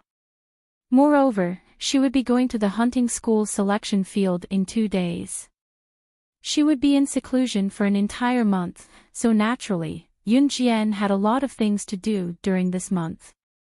For example, spread your feet further apart, and do the horse stance properly. Your flexibility isn't enough. Yun Jian crossed her arms in front of her chest, watching Zhang Xiaofeng who was standing in front of her training like crazy.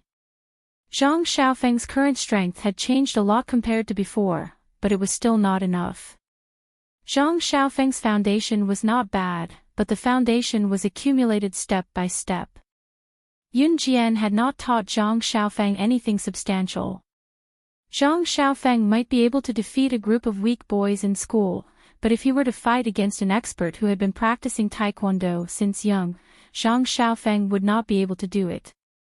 This was because what Yun Jian taught Zhang Xiaofeng was only the basics. When Zhang Xiaofeng mastered all the basics that Yun Jian taught him, Yun Jian would then teach Zhang Xiaofeng the killer move. At that time, after Zhang Xiaofeng mastered the basics, Yun Jian would teach him the killer move. This way, Zhang Xiaofeng's strength would make a substantial leap. If Zhang Xiaofeng was a fast learner, he could even elevate his skills to the level of a high-level assassin. Of course, Zhang Xiaofeng's current strength was far from enough, because he had not mastered the basics.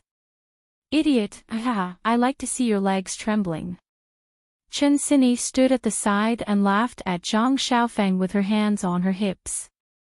Chen Xinyi and Zhang Xiaofeng were cousins.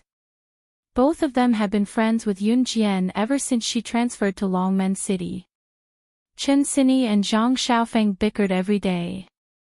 Therefore, when she saw Zhang Xiaofeng squatting under Yun Jian's supervision and his legs swinging left and right like springs, Chen Xinyi couldn't let go of such a good opportunity to mock Zhang Xiaofeng. Her laughter was louder than anyone else's. Laugh, laugh, laugh, don't cry. Zhang Xiaofeng glared at Chen Xinyi a little angrily, but both Zhang Xiaofeng and Chen Xinyi were just bickering. They were not really angry. Zhang Xiaofeng, Chen Xinyi, and Ling Yichen were admitted to the same high school in Longmen City, so Ling Yichen would usually hang out with Chen Xinyi and Zhang Xiaofeng. However, he did not come today as he had something to do at home and could not leave. Zhang Xiaofeng, Chen Xinyi, and Ling Yichen were all studying in Longmen City No. 1 High School. The three of them were in the same school and usually played together. Yun Jian would look for Zhang Xiaofeng and the other two whenever she came back, mainly to check if Zhang Xiaofeng had been training obediently when she was not around. Master, I feel like I'm getting more energetic now. Zhang Xiaofeng did a squat and gestured a little. Continue. Yun Jian did not praise Zhang Xiaofeng as she spoke with a straight face as usual. This was a huge park in Longmen City. There was no lack of old men training and practicing Tai Chi around the park, but it was unheard of for people of Yun Jian, Zhang Xiaofeng, and Chen Xinyi's age to train in the park. Just as Zhang Xiaofeng reached a certain level in his squat, a group of young men and women who looked like hooligans sauntered in from outside the park. They went straight to where Yun Jian, Zhang Xiaofeng, and Chen Xinyi were. One of the boys pushed Zhang Xiaofeng, who was still squatting, away when he came to them and sized Yun Jian up with narrowed eyes provocatively. After a while, the boy even whistled exaggeratedly and teased, Yo, yo, yo. Yo, yo, yo, Zhang Xiaofeng, is this the legendary master you've been talking about? You're actually taking a girl as your master. What an embarrassment to men. Chapter 1602. Zhang Xiaofeng's face darkened when he saw the group of teenagers walking in from outside the park. However, Yun Jian had once told him that unless his life was in danger or the sky was falling, he had to wait until he was done with his training before talking to anyone else. Hence, Zhang Xiaofeng kept his silence and continued squatting. You guys are so annoying. There are so many people in class who want to learn from a master, but you guys are so bored during the weekend that you're cramping up. You even came all the way here. Let me tell you, Jinjian's ability isn't something you guys can compare to. Chen Xinyi retorted with a frown, unable to take the boy's words anymore. The boy's name was Yuan Hongming. He did know Zhang Xiaofeng and Chen Xinyi. Yuan Hongming was also a student of Longmen City No. 1 High School and was in the same school and class as Zhang Xiaofeng and Chen Xinyi. Yuan Hongming had a conflict with Zhang Xiaofeng and Chen Xinyi in school before. When school had just started, Yuan Hongming had started wooing Chen Xinyi madly when he saw how pretty Chen Xinyi was. However, he was stopped by Zhang Xiaofeng before he could even begin. Yuan Hongming and Zhang Xiaofeng's feud was thus born. Later, he heard from his classmates that Zhang Xiaofeng was learning from a girl and often went to the nearby park to train. That was why Yuan Hongming had brought his brothers and sisters from school today to surround Zhang Xiaofeng's master. They wanted to see what kind of person Zhang Xiaofeng's master was. A woman could be a master. Pfft. He, Yuan Hongming, was eager to see what was going on. A woman was actually Zhang Xiaofeng's master? Was this not the biggest joke in the world? Pfft, listen, he said this girl is good. He even said that we can't beat her. Ha! Yuan Hongming was considered tall and had an average appearance. However, as soon as Chen Sini finished speaking, a skinny and average-looking boy standing at the side, who was only about 1.59 meters tall, glanced at Yun Jian with shifty eyes and mocked. This boy was obviously Yuan Hongming's lackey. He was ugly and his words were not pleasant to hear.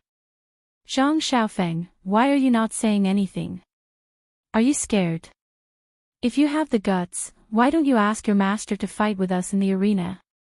Let's see who's stronger. Yuan Hongming still remembered how Zhang Xiaofeng had stopped him from pursuing Chen Sini when school had just started.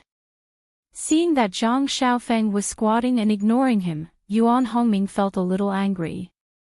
Although Yuan Hongming had found a new girlfriend now, he really liked Chen Sini at that time, so he was very disgusted with Zhang Xiaofeng, who hindered him from pursuing Chen Sini.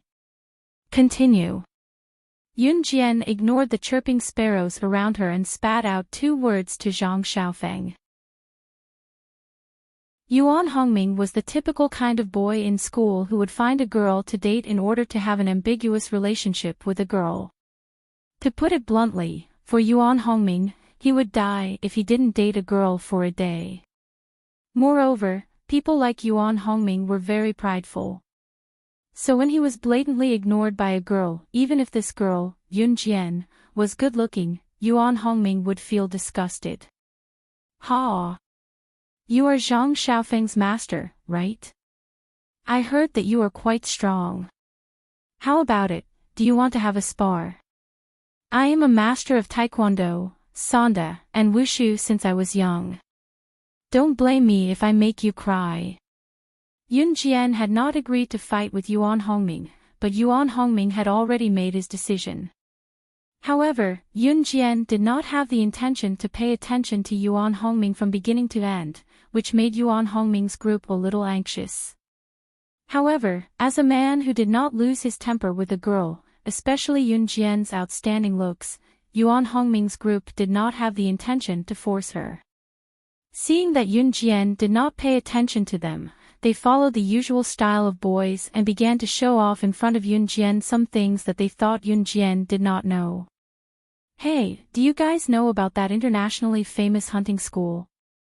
A short boy who was only 1.59 meters tall and did not look very good said mysteriously. I know. That is the place that all the special forces in the world yearn for. I heard that the mortality rate is very high.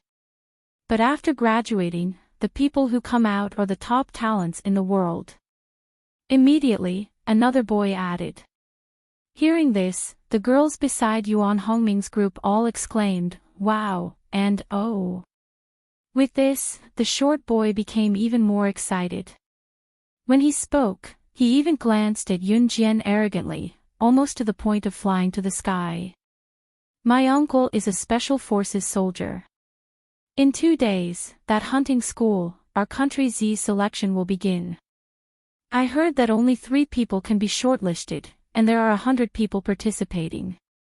My uncle is also one of the 100 people. Chapter 1603. This skinny boy, who was only 1.59 meters tall and looked like a foreigner, was called Wang Qingjiang. At this moment, Wang Qingjiang's face was filled with a smug expression, as if he was extremely powerful. In fact, there were only 3 special forces members who could enter the hunting school in Country Z. The selection field was just a selection held by Country Z to select 3 members who would represent their country to go to the hunting school. Of course, the special forces members who could be sent to the selection field were the top talents in Country Z. Although Wang Qingjiang's cockiness made everyone present unhappy, it was very popular with this group of girls. Most of the girls didn't know much about the market, but these guys tried their best to understand all kinds of markets just to show off in front of the girls. As it turned out, Wang Qingjiang's bragging made the girls' jaws drop in shock. Wang Qingjiang turned his head to look at Yun Jian proudly, but saw that Yun Jian didn't show any signs of surprise. He couldn't help but be surprised. Shouldn't she be surprised that his uncle could go to such a harsh place like the selection field? Why didn't this girl have any reaction at all? Qinjiang, you're hiding it so well. Yuan Hongming, who was beside him, put his arm around the short Wang Qinjiang's shoulder and said to him with a smile. After hearing Yuan Hongming's words, the vanity that Wang Qinjiang didn't find in Yunjian earlier was overflowing. Of course. My uncle is nearby. He went to buy water and will come here later. If you need, you can ask my uncle for an autograph or something. After all, there are only a few Special Forces members who can participate in the selection field in Country Z. As Wang Qinjiang spoke, he glanced at Yunjian and hinted, my uncle only gives autographs to my friends. If it's someone who doesn't get along with me, I won't give it to her unless she kisses me. As Wang Qinjiang spoke, he turned his head and glanced at Yunjian a few more times. The way he said it, it was as if getting his uncle's autograph was the best luck of a few lifetimes. The boy next to him immediately understood what Wang Qinjiang meant by that. A guy even laughed and teased Wang Qinjiang, Qinjiang, you're short, but you're good at picking up girls. Zhang Xiaofeng, who was beside them, was still squatting in the horse stance. He was not disturbed by this group of people at all. Yunjian also did not make a sound. Chen Xinyi clenched her fists in anger, but in the end, she ignored them. Just when Wang Qinjiang felt bored, he suddenly shouted excitedly to a tall figure at the entrance of the park, Uncle. I'm here. Just a moment ago, he thought that it was pointless for him to show off, but in the end, his uncle came. Wang Qinjiang immediately felt energized. Wang Qinjiang's youngest uncle was completely different from Wang Qinjiang. Wang Qinjiang's youngest uncle was quite handsome. He was about 1.75 meters tall. Looking from a distance, his valiant appearance was very similar to that of a special soldier.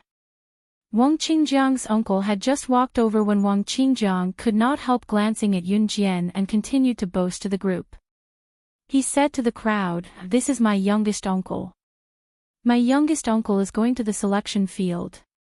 With his strength, I believe that he can definitely get into the top 3 and then represent our country to participate in this year's hunting school. You guys, if you're smart, you should ask for his autograph or something." Speaking of this, Wang Qinjiang paused again. He turned his short body slightly and looked at Yunjian with a provocative gaze. Just when he was about to use words to flirt with Yunjian a few more times. However, he saw his youngest uncle looking at Yunjian. After seeing Yunjian's appearance clearly, Wang Qinjiang's youngest uncle looked at Yunjian excitedly in front of everyone and said, You're the girl from Min City's military school. Last time, in the headquarters of Glen, the boss of the underground black market in Europe and America, it was you who led people to break out of the encirclement in the dungeon where no one had ever escaped before and led people to launch a surprise attack. Chapter 1604. Wang Qinjiang's uncle's name was Wang Dong. He was quite good-looking and was about 1.75 meters tall. He was a Special Forces soldier under Gu Junjian. Last time, Yunjian had seized a helicopter and drove it to the headquarters of the European and American underground black market boss, Guluan, to rescue Gu Junjian. Wang Dong was one of the Special Forces soldiers with Yunjian.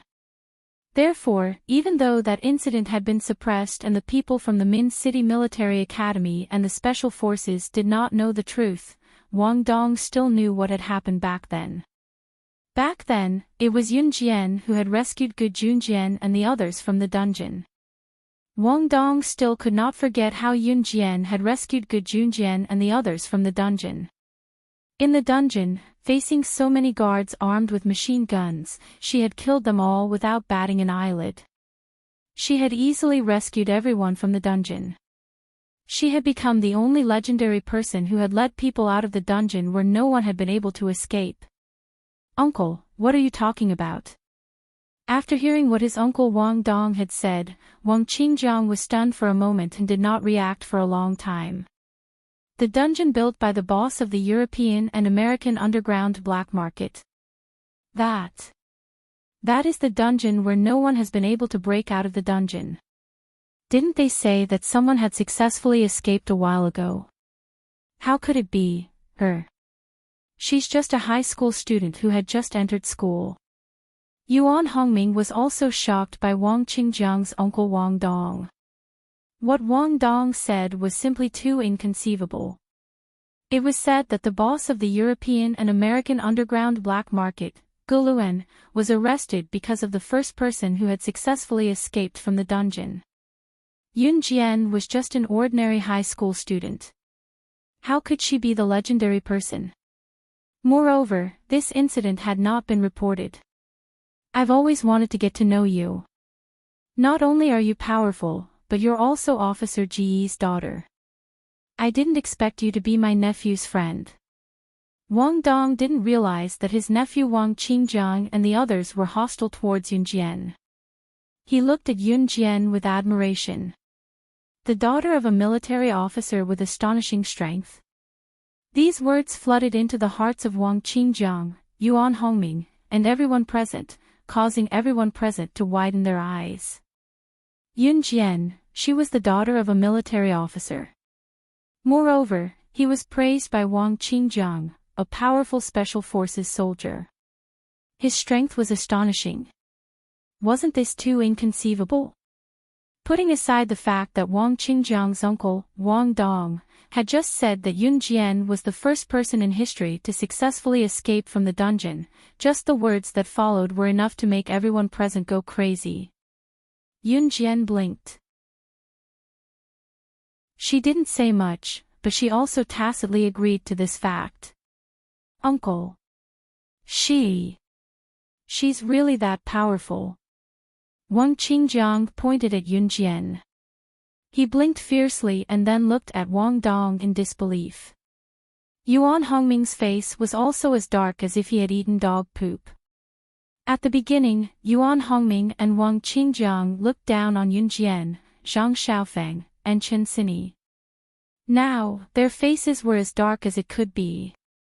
However, before Wang Qingjiang and Yuan Hongming's faces became darker, Wang Dong's voice sounded again. How can it be fake? Didn't you say that you wanted to know my opponents in the hunting school selection? She's one of them. Chapter 1605. Wang Qingjiang was pleased and proud that his uncle was one of the top 100 Special Forces soldiers from Country Z who could participate in the hunting school selection. Therefore, Wang Qingjiang used this to be extremely arrogant at the beginning. But what did his uncle say to him? His uncle said that Yun Jian was one of the top 100 Special Forces soldiers from Country Z who could participate in the hunting school selection.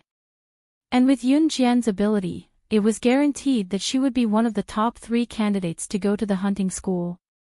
Yun Jian was also a Special Forces soldier. Then what level was Yun Jian's ability at? Initially, Wang Qingjiang was proud that his uncle was able to join the hunting school and the special forces in Country Z. However, after what Wang Qingjiang's uncle, Wang Dong, said to Yun Jian, the only thing Wang Qingjiang could boast about was destroyed. Yun Jian was that kind of person. And Wang Qingjiang just said that if he wanted his uncle Wang Dong's autograph, he would only give it to those who didn't get along with him if they kissed him. It was obvious that Wang Qingjiang was trying to woo Yun Jian when he said that just now, but now, what he said was as foolish as it could get. Wang Qingjiang felt his face hurt. Phew. Master, I'm done with the horse stance in half an hour. Zhang Xiaofeng didn't say a word from the beginning. Even when his classmates, Yuan Hongming, and the others appeared, Zhang Xiaofeng didn't say a word. Zhang Xiaofeng only spoke after he finished the horse stance. Continue after 10 minutes of rest, Yun Jian ignored Yuan Hongming, Wang Qingjiang, and the others and only nodded at Wang Dong. She would give some face to Gu Yunjian's people. Oh yeah, when do you plan to go to the training ground? Wang Dong glanced at Yun Jian and asked. 5 days later, Yun Jian replied briefly. In front of Wang Qingjiang and the others, Wang Dong immediately smiled at Yun Jian and continued to ask, "You're determined to get a spot in the hunting school, aren't you?" The hunting school. Wang Qingjiang, Yuan Hongming, and the rest knew about the quota for the hunting school. There were a total of 100 people in the selection field this time, but only 3 could represent Xi country. And what kind of place was the hunting school? You have to sign a life or death waiver when you enter the school. If he wanted to enter the hunting school, he had to sign a life and death agreement. That meant that if he died in the hunting school, it would have nothing to do with the hunting school. Moreover, the mortality rate of the hunting school was as high as 80%. After he graduated from the hunting school, his strength would also rise to a whole new level. These were things that Wang Qingjiang, Yuan Hongming, and the others could only tell him, but they didn't dare to imagine it themselves. Under everyone's gaze, Yun Jian nodded. Her bright and beautiful eyes flashed with a hint of determination. Then, in front of everyone, she said to Wang Dong, "Yes, I'm determined to get a spot in the hunting school." Hearing this, Wang Qingjiang, Yuan Hongming, and the rest were even more shocked. People will die in that place. Wang Qingjiang looked at Yun Jian's beautiful face and kindly reminded her. Who wasn't afraid of death? Wasn't she? Yuan Hongming, as well as all the boys and girls with Wang Qingjiang and the rest, looked at Yun Jian in disbelief. That's right, people will die in the hunting school. Wasn't she afraid? Just when Wang Qingjiang, Yuan Hongming, and the rest looked at Yun Jian suddenly licked her red lips. She broke into a cold smile. Chapter 1606. When Yun Jian said this, her tone was extremely arrogant. If she, Yun Jian, could not survive the hunting school, then she was not worthy of being a special forces soldier. It was not as if ordinary people did not know how terrifying the hunting school was. It was a hunting school. A school with a mortality rate as high as 80%. Even if you are a special forces soldier who can participate in the hunting school selection, what gives you the confidence to say that you can survive in a place like the hunting school? There are so many outstanding special forces soldiers in the world, who do you think you are? I think it's a serious problem for you to even get a place to go to the hunting school in country Z. A girl next to her heard what Yun Jian said and could no longer bear to see Yun Jian in the limelight, so she argued loudly. This girl who spoke up for Yun Jian was with Wang Qingjiang. Girls usually like to be in the limelight. The girl was 169 meters tall. Among the girls, she was considered a tall and slender beauty. Usually, when she was with Wang Qingjiang and Yuan Hongming, this girl was always in the limelight. However, just now, Yun Jian was in the limelight, so the girl could no longer hold it in and wanted to refute Yun Jian. The girl's name was Lin Susu. Her looks were quite average, but her face was covered with rouge and makeup. Although she did not look good, she felt that it was very good. If she can't get a place, there will be no special forces soldier who can represent country Z in the hunting school. Hearing Lin Susu's words, Wang Dong, who was standing next to her, was very unhappy. Wang Dong refuted Lin Susu almost immediately. To Wang Dong, Yun Jian was the symbol of strength. Lin Susu pursed her lips after being refuted by Wang Dong. However, Lin Susu was not happy at all. I know, didn't you say that she is the daughter of an officer? You are obviously trying to please her by saying that. As a special forces soldier, you are really embarrassing. Lin Susu was rendered speechless by Wang Dong's retort. She clenched her fists, suddenly recalling how Wang Dong had addressed Yun Jian as Officer Ji's daughter. Since she was the daughter of an officer, then Wang Dong was a subordinate. It was not impossible for Wang Dong to please Yun Jian. Moreover, the possibility of Wang Dong wanting to please Yun Jian was very high. Even Lin Susu herself felt that she was very smart to be able to think of this. *T. My uncle wouldn't say that. Although Wang Qingjiang had doubted Yun Jian in the beginning, he was proud of his uncle. Therefore, although Wang Qingjiang was on Lin Susu's side, he would immediately refute Lin Susu when necessary. I don't believe you. Officials always protect each other. She is the daughter of an officer and has a reliable father, so... Lin Susu was about to say something when she heard Lin Susu's words. Yun Jian's eyes shone as she caught sight of a slender figure outside the park. It was Qing Yu. Qing Yu was strolling over. The moment she saw Yun Jian, she nodded at Yun Jian and greeted, Sister Jian. Sister Jian. Sister. Other than Zhang Xiaofeng and Chen Xinyi, everyone else was taken aback. Lin Susu, in particular, stood out more than anyone else. Amidst everyone's shock, Yun Jian gestured at Qing Yu and the latter told Yun Jian in front of everyone, Sister Jian, it's as expected. Sister Jian, it's just as you expected. The dozen snipers that Blood Doll sent to kill you last time were just to test your skills. Just as Qing Yu finished, she was drowned out by Wang Dong's soul-stirring voice. Wang Dong widened his eyes in shock and exclaimed at Yun Jian and Qing Yu in front of everyone. Chapter 1607. Once Wang Dong said that, everyone around them was dumbfounded. Yun Jian was killed by a sniper. How did she manage to survive? She was still standing here alive. What did this mean? It meant that she was strong enough to avoid the sniper's attack. If one were to ask, a sniper would usually kill someone without making a sound. Before a sniper killed a target, it was impossible for them to tell their target that they were coming to kill them, so run quickly, right? When a sniper killed someone, they aimed directly at them and ran away after a headshot when the person appeared. If Yun Jian was killed by a sniper and still managed to realize that the sniper was shooting her, it could only mean one thing. That was her vigilance and insight, which were extremely powerful and exquisite. Therefore, Qing Yu's words were a direct reflection of this. That was how strong Yun Jian's ability was. Lin Susu's expression changed as if she had just eaten dog poop before everyone's eyes.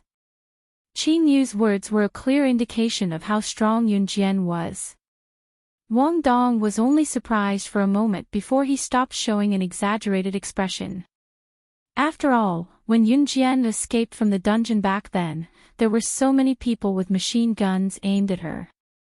Yun Jian had killed the guards with machine guns in such a dangerous place and led them out of the dungeon. Snipers were scary because they could snipe you from a high vantage point when you couldn't even detect them.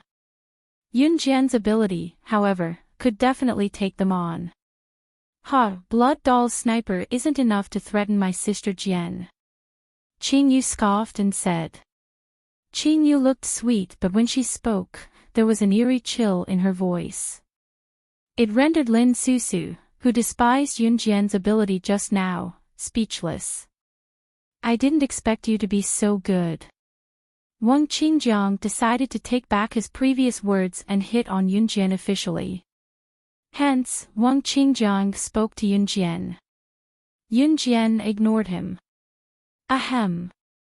I underestimated you before. Let's be friends officially. You see, you're also a Special Forces soldier. My uncle is also a Special Forces soldier. You two can take care of each other when you go to the hunting school's training ground. Wang Qingjiang began to use the most old-fashioned and vulgar way to strike up a conversation with Yun Jian. Yun Jian still didn't reply. At the same time, Yun Jian turned around and was about to leave the park. She even said to Zhang Xiaofeng, practice by yourself. I'll check your progress next time. At this point, Yunjian was already planning to walk out of the park. Only then did Wang Dong scratch his head, somewhat at a loss. Listening to his nephew's words, the meaning behind his words wasn't Yunjian friends with his nephew, Wang Qingjiang?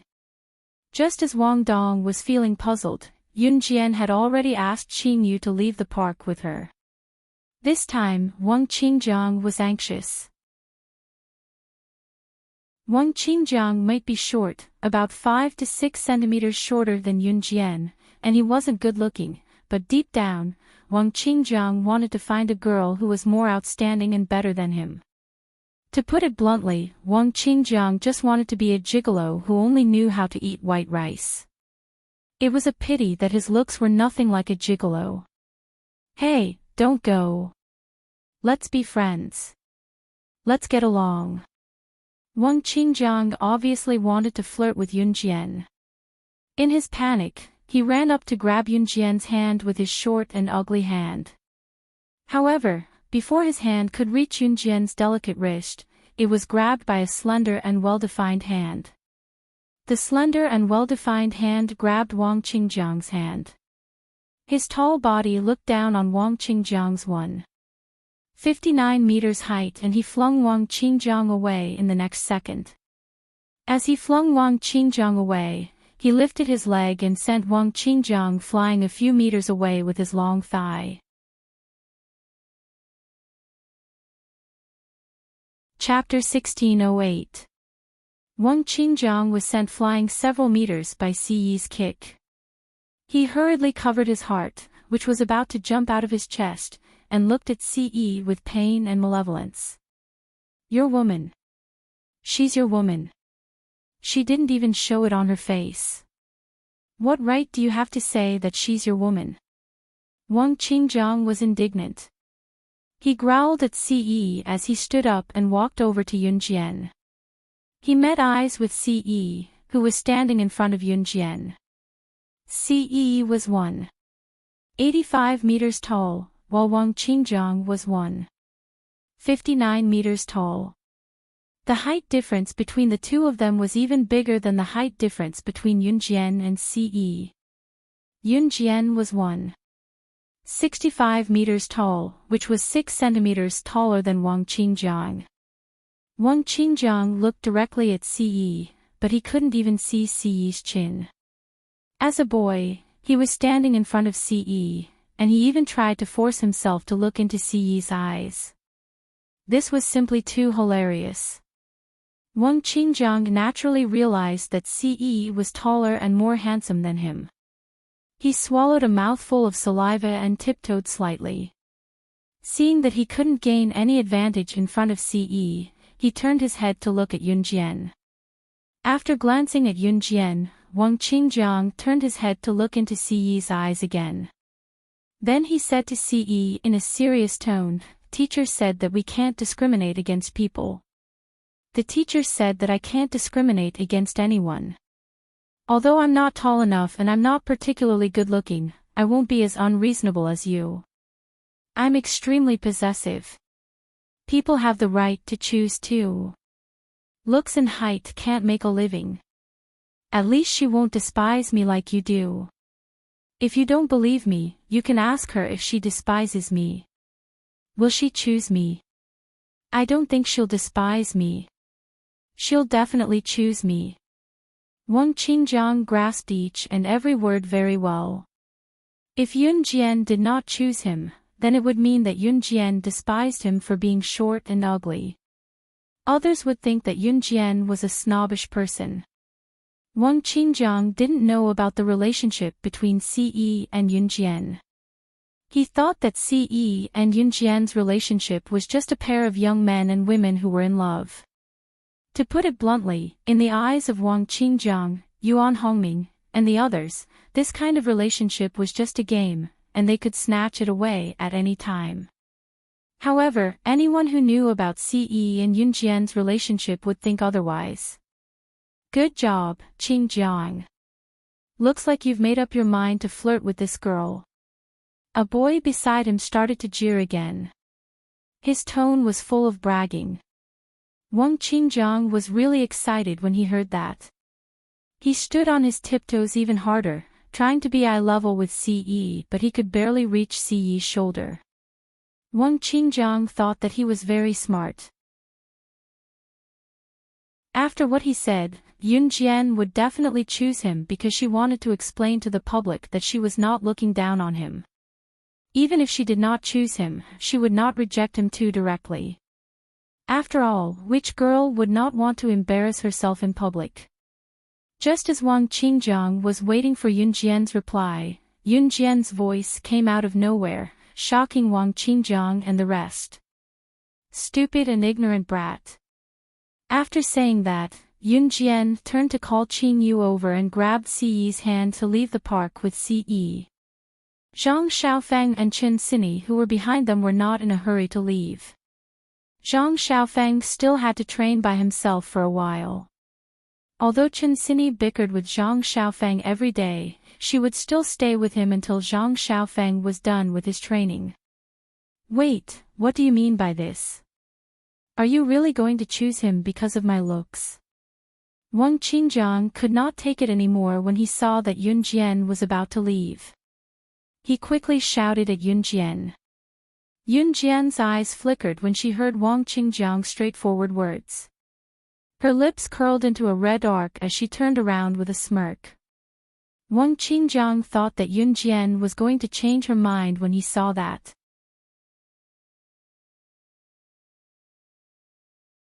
Chapter 1609. He had a lot of stamina.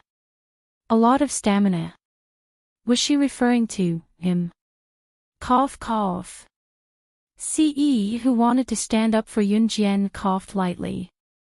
His large palm held Yun Jian's hand firmly as he stood beside Yun Jian with his head lowered, looking at her exquisite side profile, thinking that she was telling him that he had a lot of stamina. Ce thought, he should really work harder. His Xiao Jian had praised him so much. If he did not work hard and blossom, how was he going to bear fruit? He wanted her to give birth to a bunch of children for him. Hearing what she said, Ce lowered his head slightly with a smirk. He wanted Xiao Jian to give birth to a football team for him. It was not enough. Were the two of them enough? It was better to live and grow old together. No, no. His Xiao Jian would give birth to something bad. If his Xiao Jian fell sick from giving birth, he probably would not be able to rest easy for the rest of his life.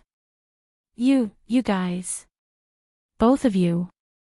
Everything else aside, Wang Qingjiang was really getting the wrong idea. Yun Jian and Ce. Yun Jian and Ce. Both of them were already, most importantly, what Yun Jian said just now was an obvious and deliberate contrast to what she had said. Did that mean that Yun Jian said that he definitely could not do it? What about the opposite? Men usually hated being told that they could not do it, so Wang Qingjiang nearly spat blood when he heard what Yun Jian said. Most importantly, Yun Jian had said what she said just now in front of so many people without blushing or skipping a beat. You guys, Wang Qingjiang pointed at Yun Jian and Ce, his hand trembling as if he was bent over by a spring. The trembling was astounding. Xiao Jian loves that I have a lot of stamina. Ce, continued Yun Jian shamelessly, ignoring Wang Qingjiang who was trembling in exasperation as he wrapped his arm around Yun Jian's slender waist and lowered his head slightly. His height and figure that matched Yun Jian was enough to dazzle the eyes of everyone present. Then, he leaned close to Yun Jian's ear and moaned softly. Ce's action drove everyone even more crazy, especially Wang Qingjiang. A perfect match, wasn't it referring to Yun Jian and Ce? Compared to this, Wang Qingjiang's previous actions were truly foolish to the extreme. Wang Qingjiang was irritated by Yun Jian and Ce's banter. That was not all. Ce added, Xiao Jian, let's go back to our home. The main point of Ce's home for both was too obvious and intentional. In spite of it, Wang Qingjiang was truly shocked by Siyi's words. You guys are living together. Everyone present was shocked, but no one was as shocked as Wang Qingjiang. Yunjian and Siyi were living together. Why can't we live together when our parents have already approved of it? Siyi was truly addicted to bragging as he looked straight at Yunjian with a handsome smile. I heard from Officer Gu that he has a son-in-law, he said on. He said that once his daughter reaches legal age, he'll register at the Civil Affairs Bureau immediately. He even said that his son-in-law and his daughter have already gotten Country R's marriage certificate. Don't tell me that the son-in-law Officer Gu mentioned is you, young man. Wang Qingjiang was about to pass out from anger, but it was not enough. His uncle, Wang Dong, personally dealt him a critical blow. You guys even have a Country R marriage certificate? You guys are married. Wang Qingjiang glared at Yunjian and Ce like he was about to vomit blood. He had not noticed it earlier, but he suddenly noticed that both Yunjian and Ce were wearing wedding rings. At first, Wang Qingjiang thought that girls liked to wear such things, so he did not pay much attention. Now, however, these were probably Yunjian and Ce's wedding rings. Chapter 16:10. When she saw the marriage certificate, Yunjian wanted to facepalm again. He really couldn't bear to not keep this marriage certificate in his trouser pocket at all times, not even for a second. Who in the world could bear to leave their marriage certificate at home at all times, not even for a second? Besides Ce, there was probably no one else in the world who could do this, right? Ce's actions also shocked Wang Dong. This young man actually hid his marriage certificate in his pocket. Moreover, he even took it out to show off and then hid it back in his trouser pocket like a treasure. Wang Dong didn't know whether to laugh or cry. To be honest, other than Ce, no one else in the world could do what Ce did. Of course, this also made everyone present feel a little bit, a very strong little bit. That was how much Ce treasured Yunjian. He even hid his marriage certificate with Yunjian like a treasure. Not to mention how much he doted on Yunjian. Furthermore, Ce was so handsome. Not only was Ce handsome, but he also doted on Yunjian to a whole new level. He was the object of envy of all the girls present. However, in the eyes of such a person, there was only Yunjian's figure. His eyes were filled with her. Ha! You two are really loving. Even Wang Dong couldn't help but praise them. Wang Dong was Wang Qingjiang's uncle, but his character was completely different from Wang Qingjiang's. Wang Dong was 175 meters tall, and good-looking.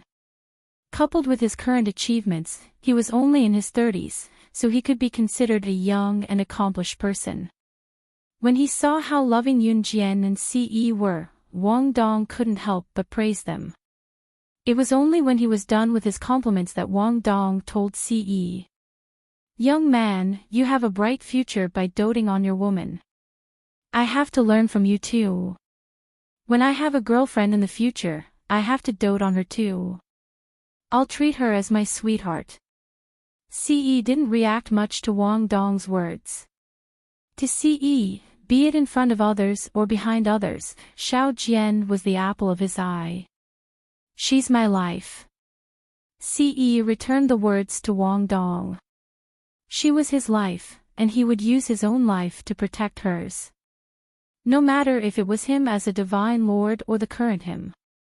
It was just like how he had given up on his godhead in her previous life, risking his soul being destroyed and almost falling, without any hesitation to save her, whose soul should have been destroyed. He had said that even if he were to die, he would die in her place. Even if her soul was scattered, he would be the one to bear it for her. After returning home from the park, Yunjian and Ce parted ways with Qingyu.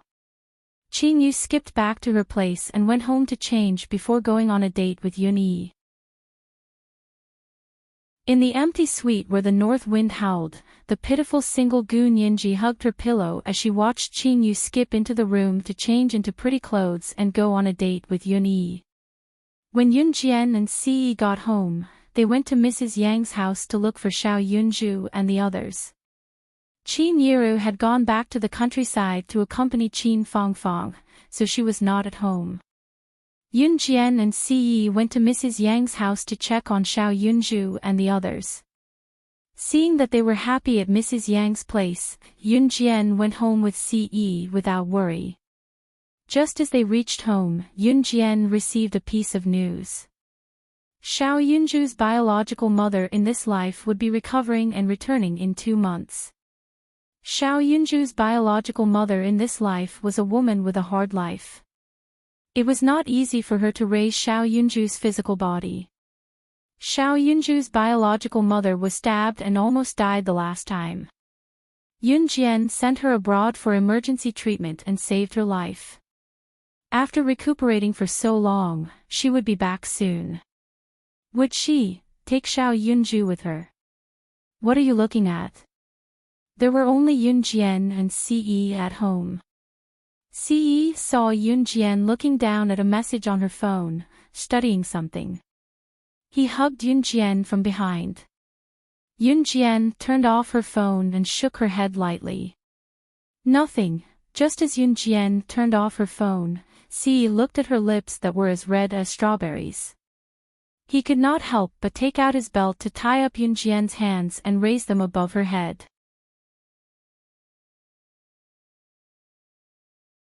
Chapter 1611. Yun Jian was still mulling over the fact that Xiao Zhu's mother was back. When she came back to her senses, Si Yi had already lifted her hands and tied them up with his belt. What are you doing? Yun Jian blushed instantly, knowing what he was about to do to her. Her cheeks were as red as a monkey's butt. Doing you? Si Yi was very close to Yun Jian now, his breath almost spreading from the top of Yun Jian's body. Yun Jian was even more embarrassed now. Yun Jian's cheeks were as red as an apple. Didn't you say that I'm energetic just now? Xiao Jian, don't you want to try? Si Yi asked as he reached inside Yun Jian's clothes and grabbed a certain tender and plump part of Yun Jian's body, getting close and pinching it. Yun Jian's rosy cheeks made Si Yi like her even more. After holding it in for so long, he really could not hold it in this time. Xiao Jian, don't be nervous. Leave yourself to me. I'll be gentle if anything happens, Si Yi said softly as he nibbled on Yun Jian's soft earlobe. Yun Jian's cheeks were as red as blood. Don't talk, stick close to me. Si Yi had already taken off Yun Jian's top. Just as Si Yi was about to go deeper, however, the phone in Yun Jian's pants pocket buzzed. Seeing this, Yun Jian's jubilation and exhilaration was washed away like a splash of water, turning into a puddle of water in an instant. Si Yi's arousal was quenched as well. F***CK. Si Yi punched the wall and cursed for the first time in his life. It was his first time being so furious and also his first time expressing his emotions so irrationally. In spite of it, only his Xiao Jian could see his emotions. Yun Jian still took out her phone from her pocket. The moment she did so, her cheeks flushed and she tiptoed to kiss Si Yi on the lips. With the kiss, Si Yi's restlessness just now vanished. He grabbed Yun Jian's hand at once, his dark and gloomy demeanor just now vanishing completely. It was only then that Yun Jian answered the call. Yu Xiaoluo's anxious voice came from the other end of the phone. Yun Jian, where are you now? The hunting school selection has been pushed forward again. I'm almost at your house now. Pack your essentials quickly and go to the gate. Go there now. Yu Xiaoluo's voice sounded urgent. Yun Jian's eyes flickered and she nodded at Yu Xiaoluo under Si Yi's gaze. Even after he hung up, Si Yi's expression was still dark. Seeing that, Yunjian tiptoed and kissed Ce on the lips with pursed lips, mimicking how Ce kissed her in the past. She kissed him back for a while before letting go. Yunjian looked at the ground and said shyly, "In the future, continue, in the future." This meant that Yunjian had given her silent consent and was certain that he could do these shameful things to her. Ce hugged her and whispered in her ear, "Xiao Jian, I'm definitely going to eat you up next time." He really wanted to tear Yu Xiaoluo apart. Why did he have to call now of all times? In spite of it, Ce suppressed the thought for Yunjian when he remembered that his wife still needed Yu Xiaoluo. Buried in Ce's arms, Yunjian blushed as she felt his tenderness. 15 minutes later, Yunjian tidied herself up and carried a simple bag before walking to the road from the house. Yu Xiaoluo drove the car over and honked at where Yunjian was standing. "Yunjian, over here. Come over quick." Yunjian glanced at the military jeep that Yu Xiaoluo was driving and saw 4 men and women in their 20s and 30s sitting in it. They were probably special forces soldiers heading to the selection field.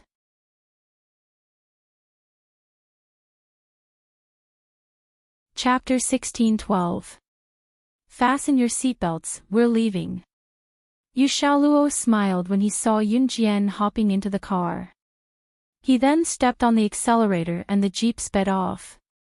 Yu Xiaoluo's military jeep was similar to Gu Yunjian's and could accommodate quite a number of people at once. There were 3 rows of seats in the military jeep. Other than Yu Xiaoluo himself, there were 4 other men and women. They were probably going to participate in the hunting academy selection like Yunjian.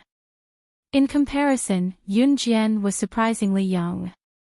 At that moment, the woman sitting beside Yu Xiaoluo in the passenger seat turned to look at Yunjian and whistled. "Little girl, you're Team Monarch/God, right? I've heard of your name, but I can't tell what you're capable of just by looking at you." The woman had short hair and from the back, she looked like a tomboy. Not only did she lack the feminine charm of a woman, but she also had the domineering aura of a man.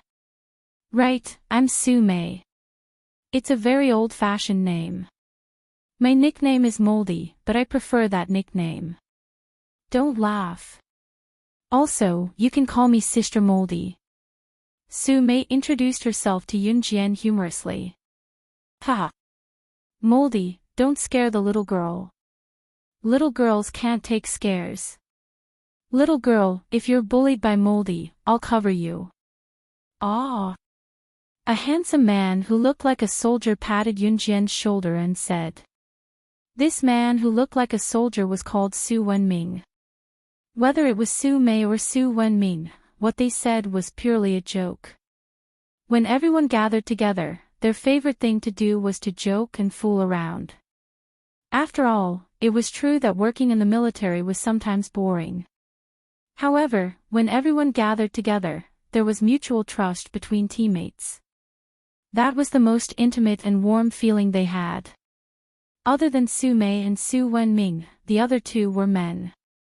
The oldest among them was Wang Buren, who was already 39 years old. The other one was the same as Su Mei and Su Wenming.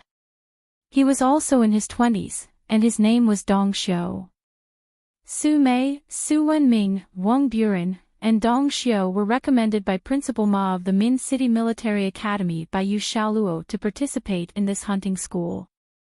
Including Yunjian, Principal Ma recommended a total of 5 people to participate in the hunting school selection in Country Z.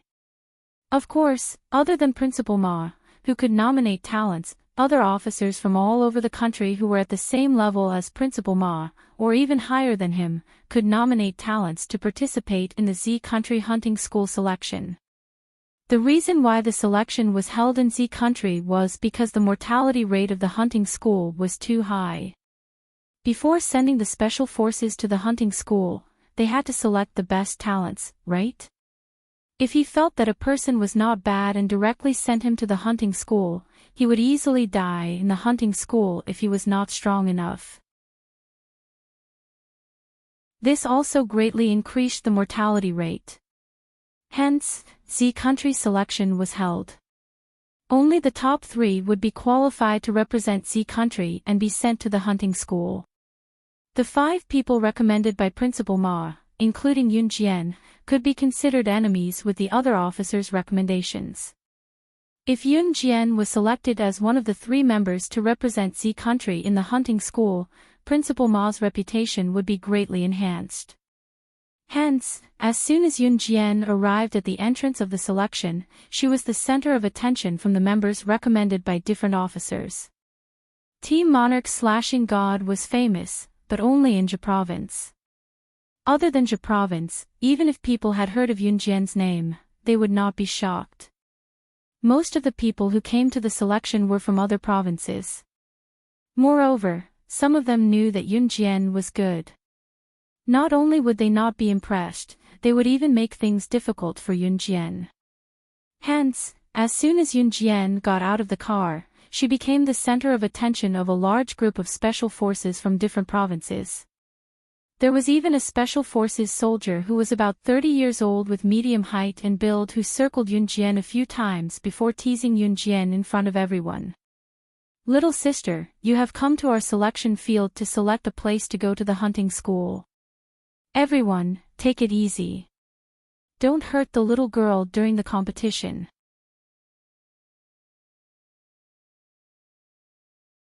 Chapter 16:13. Stop laughing. Everyone gather. Listening to the mockery directed at Yun Jian by people from different regions, Yu Xiaoluo walked over with a grim face and growled.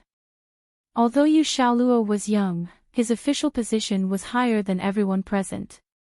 Most importantly, Yu Xiaoluo was the person in charge of this selection.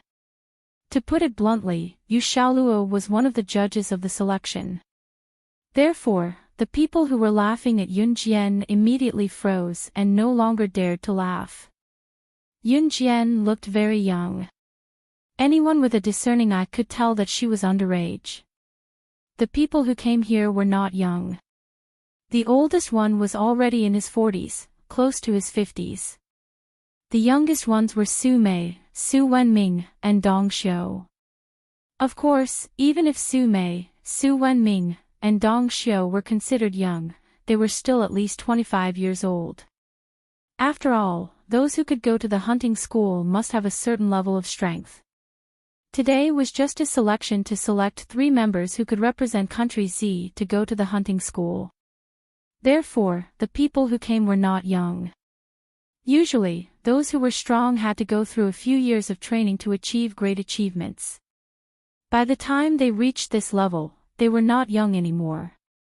Therefore, when the group of people saw Yun Jian, it was not without reason that they laughed and mocked her.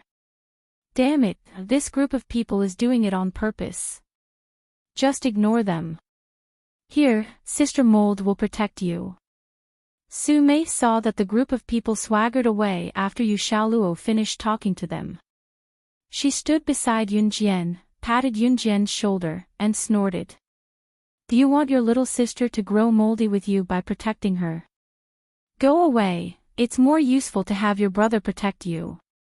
Su Wenming came over and joined in. He even joked with Su Mei. After Su Wenming came over and said this, Su Mei slapped Su Wenming away. Then, she opened her mouth and glared at Su Wenming. "Brother Wenming, are you being civilized today?" Su Mei bickered with Su Wenming and gritted her teeth. Pfft. Dong Xiu, who was standing at the side with a delicate face, coughed lightly to cover her laughter. Yun Jian only raised her red lips slightly and didn't say much. Come. Everyone is here. Gather. Find your own formation. Let's first briefly explain the rules of this selection. At this moment, a middle-aged man in his 40s with a square face and a serious expression stood not far away and waved at all the Special Forces soldiers present. This middle-aged man was the main person in charge of this selection, and his name was Duan Muqiao. There were a total of 100 people from the Special Forces participating in the selection, and all of them had arrived. Hearing Duan Muqiao's beckoning, Yun Jian followed the crowd and casually lined up with Su Mei and Su Wenming. Since everyone is here, then I'll first talk about the process of our selection this time. Duan Muqiao cleared his throat and officially opened his mouth. Everyone here is the best special forces from all over the country. At the same time, we all share the same dream, which is to enter a hunting school to further our studies. As for me, I won't beat around the bush. Our selection has its own rules. Everyone knows what kind of place the hunting school is and how high the mortality rate is. Therefore, in our selection, any one of you may be eliminated at any time during the competition. I'll say something that no one likes to hear, but it must be said. That is, if you're not strong enough, in this month's selection competition, those who lose will stop the competition midway and pack up and leave. This is for your own good. If you're not strong enough, only death awaits you if you're sent to the hunting school. Also, from the moment you enter the selection, your previous name will no longer be used. We'll give you a new random number. In this month, the number will be your name. The moment she received the number, Yun Jian narrowed her eyes. Her number was 006.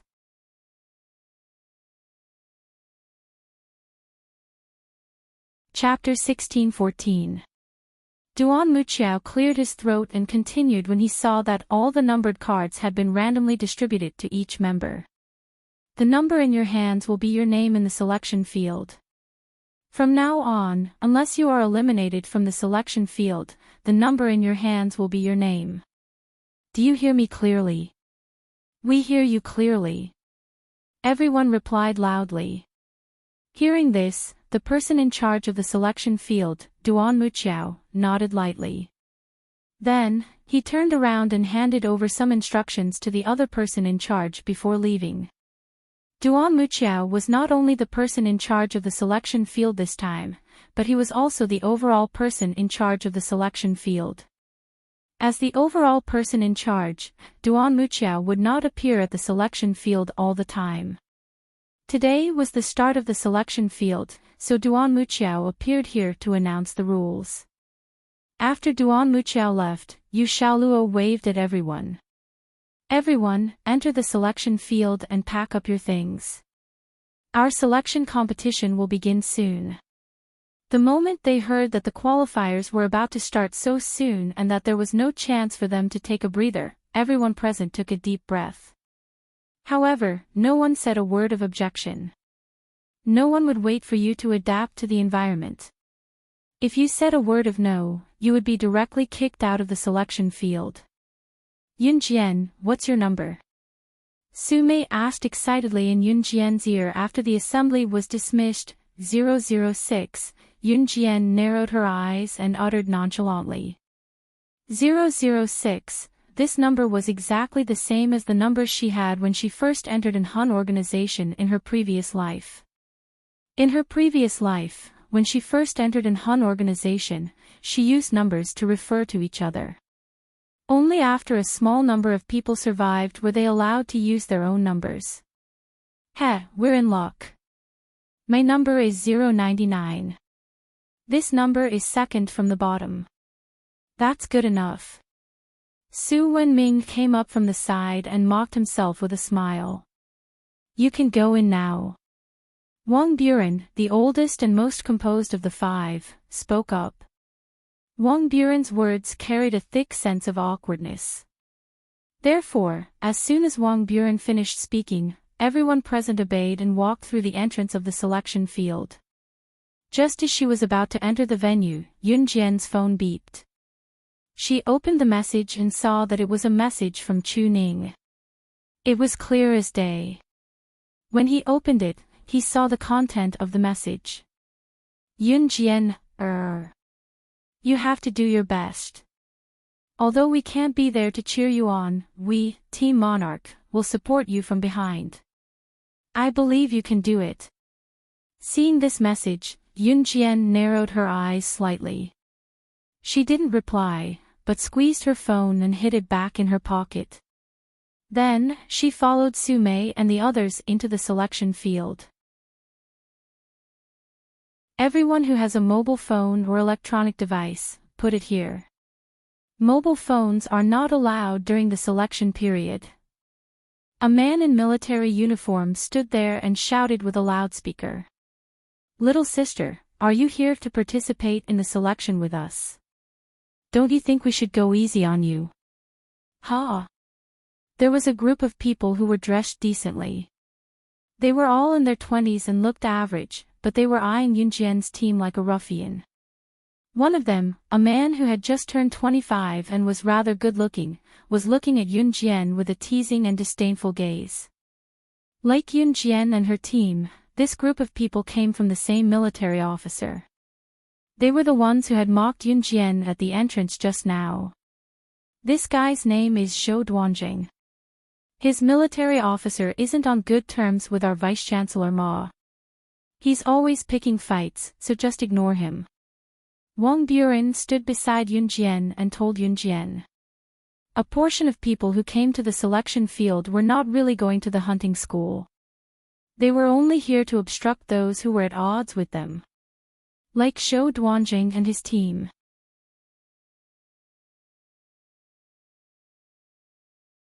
Chapter 16-15. After Yunjian responded, she placed the phone in the box in front of the man in military uniform who was shouting through the loudspeaker. The selection competition lasted for a month. During this month, cell phones were not allowed to appear. Yunjian had no intention of using a cell phone, so she placed the phone in the box easily. Just as she placed the phone in the box and was about to turn around, Zhou Duanjing and the others, who had spoken to Yunjian contemptuously, blocked Yunjian's way. What are you doing? When Su-mei saw this, she pushed through the crowd and leaned toward Yunjian. Su Wenming, Wang Buren, and Dong Xiao also stood in front of Yunjian without hesitation. Su-mei and the others thought that Yunjian was their junior and needed to be protected.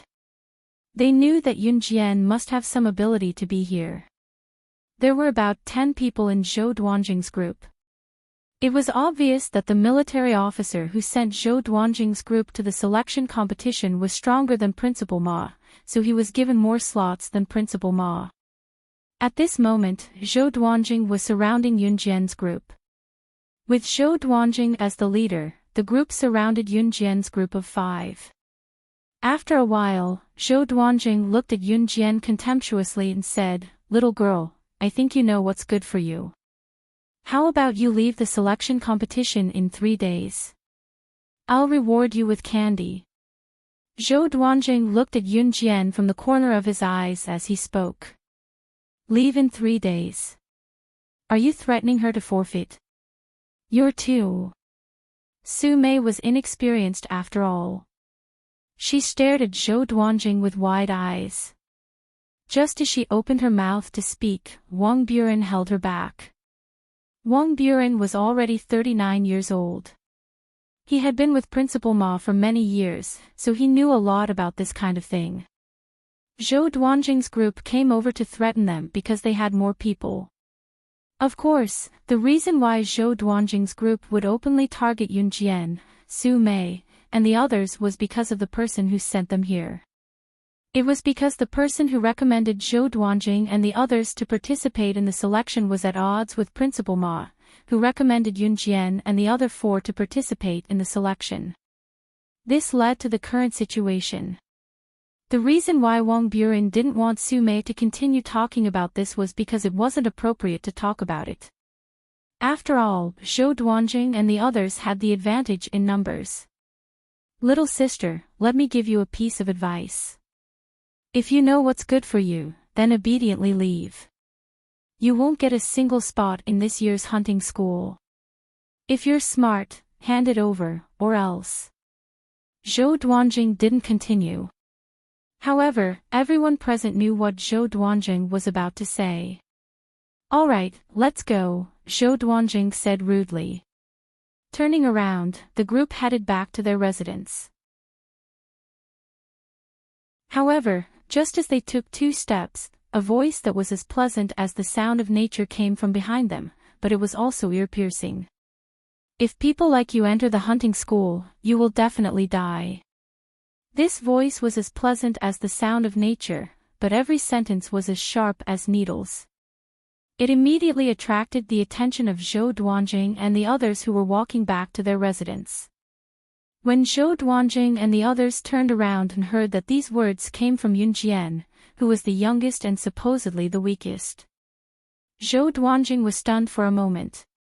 Even Su Mei, Su Wenming, and the other three who were standing beside Yun Jian couldn't help but be stunned. Hey, listen, what did the little sister say?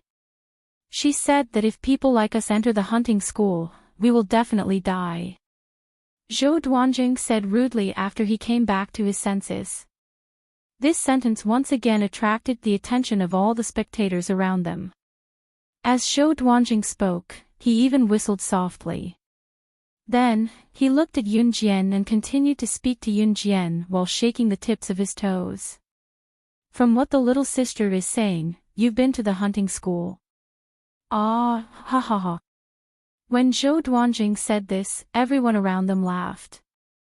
Zhou Duanjing's words were obviously denying Yun Jian. A little sister who was as young as a fart had been to the hunting school. What kind of joke was this?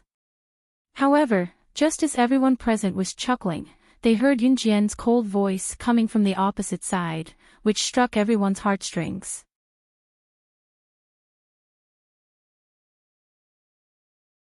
Chapter 16:16. Initially, she thought that Yun Jian would be deflated and unable to say anything after what she said. After all, the hunting school was located in a secluded place. Apart from the special forces who were sent to the hunting school for further training, the rest of the people, including the leaders, were not qualified to see the scenery of the hunting school. Most of the things that happened in the hunting school were usually told to the outside world by the special forces who had completed their training in the hunting school. Apart from that, the hunting school and the outside world were two different places that were tightly guarded. Of course, there were one or two people internationally who could enter and leave the hunting school as they pleased, fooling the principal of the hunting school. Of course, there were only one or two of them. Among these two people, the most representative one was Slaying God, the #1 assassin on the international ranking. Therefore, after listening to what Yun Jian said, Zhou Duanjing and everyone present looked at Yun Jian as if she was a joke. Pfft, little girl, how old are you? You said you've been to the hunting school. Zhou Duanjing was choking with laughter. At that moment, there was no end to the laughter. Yun Jian, ignore them. Let's go.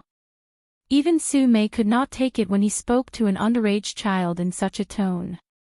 She grabbed Yun Jian's hand and walked toward the dormitory. Everyone present was left laughing so hard that they were choking. Yun Jian did not say anything else. Sometimes, it was better to use actions to prove things rather than using words. The dormitory here was unisex. Of course, every bedroom was separated into male and female bedrooms. In other words, one of the bedrooms next door might be occupied by a woman, while the other one might be occupied by a man. However, in a bedroom with 4 beds, either 4 men or 4 women would be occupied by 4 men. Yun Jian and Su Mei walked into a girl's bedroom together. One bedroom here could accommodate 4 people. Girls only made up a single-digit number of people who came to participate in the preliminaries. Among them, there was no lack of people who relied on their connections to get in. For example, when Yun Jian and Su Mei walked into the bedroom, they saw a woman around 21 or 22 years old lying on the bed with her phone in her hand, chatting intimately with the person on the other end of the phone. Hey, dear, I'm here. I'm in this dormitory. This place is so broken.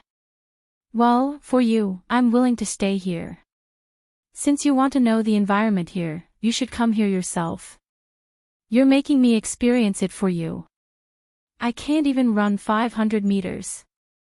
When I go back, you have to make it up to me. Not only did this woman not hand over the phone, but she was also happily chatting with the person on the other end of the phone.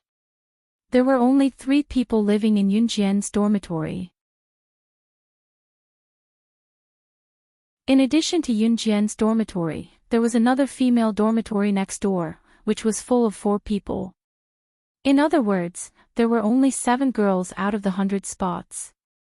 Among them, there was no lack of people who had snuck in through connections. All members, listen to my order. Please put on your military uniforms and gather at the gate in 10 minutes. If you don't put on your military uniforms and gather at the gate in 10 minutes, you will not have dinner tonight. An officer's shout came from the door. After the people in each dormitory heard the order, they started to get busy. The girl who was talking on the phone quickly hung up and changed her clothes. What the hell? Not even giving him food. This was too cruel. Did they have to be so cruel? The girl complained as she spoke. She looked as if she had been treated inhumanely. Yunjian narrowed her eyes. At this moment, she seemed to have found her old self in the organization. Cruel.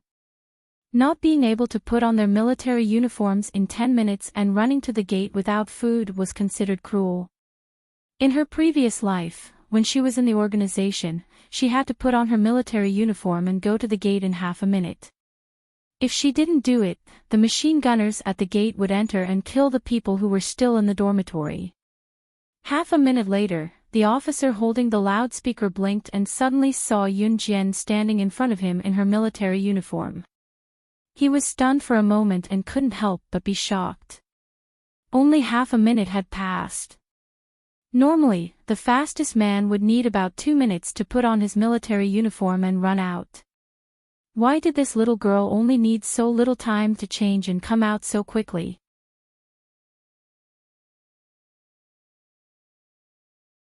Chapter 16-17. The military officer with the loudspeaker was indeed stunned, but he quickly reacted and swallowed hard. He gave Yunjian a thumbs up and said, "Little girl, you're good." Yunjian just blinked and didn't say anything. 2 minutes later, the fastest group of people changed their clothes and ran out of their bedrooms. When they saw the small figure standing in the open space from afar, this group of men fiercely stomped their feet and almost spat out the word F***ck in fright. The group of men who changed their clothes and came out of their bedrooms all stomped their feet. The military officer with the loudspeaker saw the group of people standing there in a daze. He thought about how Yunjian changed her clothes and came out of her bedroom so quickly. Were they really no match for an underage little girl? The military officer standing there shouted at the group of people who were stunned, "What are you standing there for? Did you all go to take a dump? You all took so long to come out. Don't you want to eat dinner?" They couldn't even compete with a teenage girl. Only then did this group of people jog over and join the team. Zhou Duanjing was also in the group. Because the military officer was there, Zhou Duanjing didn't dare to say anything. He just glared at Yunjian. 12 minutes later, everyone had finally arrived. The last person came out after 12 minutes. That person was the woman who slept with Yunjian. Her name was Nan Linlin. Nan Linlin came out with light makeup. When she ran over, she thought she wasn't late and ran into the team happily. But as soon as she ran into the team, she was shouted at by the military officer with the loudspeaker, "You, get out of the team. You can't eat dinner tonight." "Ah. Why?" Nan Linlin was stunned. "You're late." The officer yelled at Nan Linlin without showing any pity for the fairer sex. After shouting, the military officer didn't look at Nan Linlin's expression. He turned around and looked at the crowd. "You guys, you can't even compare to a little girl. Do you know that the little girl only used half a minute to change her clothes and come out? But what about you guys? All of you are dragging your feet. If you enter the hunting school like this, it will be a problem whether you can come out alive. The officer's anger was not without reason. What kind of place was the hunting school? Needless to say, the officer was doing this for the sake of everyone present. Half a minute. No, officer, are you saying that she only took half a minute to change and come out? This. The people around were stunned after hearing the officer's words, especially Zhou Duanjing and the others who had just mocked and ridiculed Yun Jian. At this moment, they were dumbfounded. I saw it with my own eyes. How could it be fake? After the officer finished speaking, he immediately continued. Let's not talk about other things first. Let's get to know each other. My surname is Fong. You can call me Officer Fong. For the next month, I will accompany you and watch you train. All of your missions will be issued by me personally. I believe that at the entrance just now, our general manager has already told you some things about this. I won't say much here. Speaking until here, Officer Fong gestured to the few officers beside him and asked them to distribute the SOS device in their hands to everyone present. Officer Fong waited for everyone to hold the device in their hands before he continued speaking to the crowd. For your competition, we will use the strictest method. The only thing we can guarantee is that we won't harm your lives. This is the SOS device. You can activate it anytime and anywhere and then give up the qualification for the preliminaries. However, I still suggest that you don't give up so easily. Officer Fong had just finished speaking when a "Gotcha" sound was heard. Everyone suddenly heard the sound and looked towards the source of the sound. They saw Yun Jian throwing the SOS device in her hand to the ground and stomping on it hard, crushing it on the spot. Seeing this, everyone present exclaimed, "What the F***CK? Are you dumb?" Zhou Duanjing, who had surrounded Yun Jian just now, couldn't help but ridicule. Why did you crush it? Don't you want to leave yourself a way out and a chance to choose to give up? Officer Fong was also shocked as he asked Yun Jian. Under everyone's gaze, Yun Jian narrowed her eyes. She calmly said something that made everyone's blood boil, but no one had the guts to say it. Only when I destroy my way out and only have the way forward to survive will I give it my all.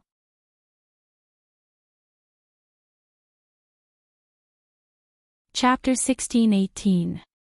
Yun Jian's words resounded through the clouds.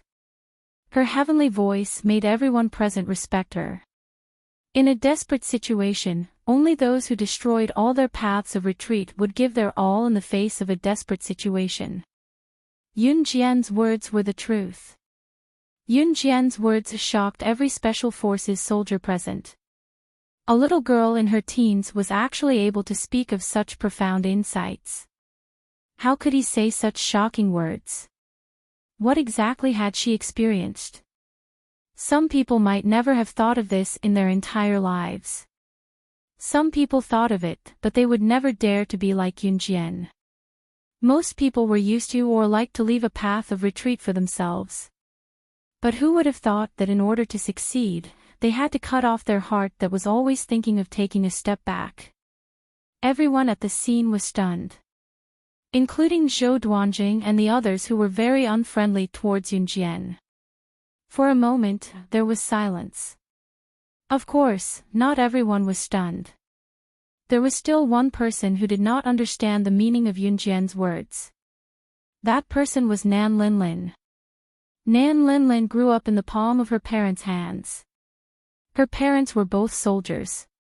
She was born in a military family and her status was not low. Therefore, Nan Linlin was able to use her connections to enter the selection field. Nan Linlin did not have any strength at all. What path of retreat? You're a girl who wants to fight and kill every day. Don't you feel ashamed? Nan Linlin's lips twitched. She rolled her eyes and stood on the spot with her arms crossed. After saying this, Nan Linlin placed her hands that were painted with nail polish on her delicate face like a dragonfly skimming the surface of the water. Women should treat themselves better. Go out and put on makeup or something. Fight and kill by yourself, but you still have to bring men along to fight and kill. I've never seen such a person before. As she spoke, Nan Linlin shook her head at Yun Jian and finished her assessment as if she was mumbling to herself. At this moment, everyone who was shocked by Yun Jian suddenly came to their senses. When they came to their senses, they wouldn't feel that Yun Jian's words were as shocking as they were at the beginning. You still have the nerve to say that you put on makeup? Where is this place? This is a training ground, not a place for you to put on makeup. I'll give you 10 minutes to clean up the mess on your face right now. Otherwise, you won't be allowed to eat for the rest of the day. When Officer Fong heard Nan Linlin talking to herself, he was so angry that he wanted to hit her. However, he forced himself to hold it in and growled in his calmest voice. Why can't I put on makeup? You didn't say that I couldn't put on makeup before I came in. Nan Linlin was still unconvinced and shouted back at Officer Fong. Officer Fong didn't know how to communicate with this young lady. He clenched his fists and forced himself to calm down. Then, he turned his head and announced to everyone present. All of you, go pack up and have dinner. We'll officially start tomorrow morning. After Officer Fong finished speaking, he turned around and continued to reason with Miss Nan Linlin.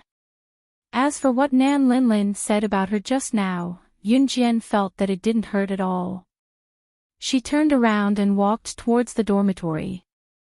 Yun Jian's long ponytail swayed with the wind. Her back view looked very energetic. Zhou Duanjing and a dozen other people walked over and surrounded Yun Jian. Hey, little girl, you're Yun Jian, right? Zhou Duanjing looked at Yun Jian while shaking his legs. After he finished speaking, Zhou Duanjing continued to speak to Yun Jian without waiting for Yun Jian's reply. No matter what philosophy you say, you'll never get a place in the hunting school. If you don't want to leave with injuries, then get out of here, haha. With that, Zhou Duanjing snapped his fingers and turned around to leave like a ruffian. Just as Zhou Duanjing turned around, he suddenly felt someone kick the back of his knee. Then, he couldn't help but kneel forward.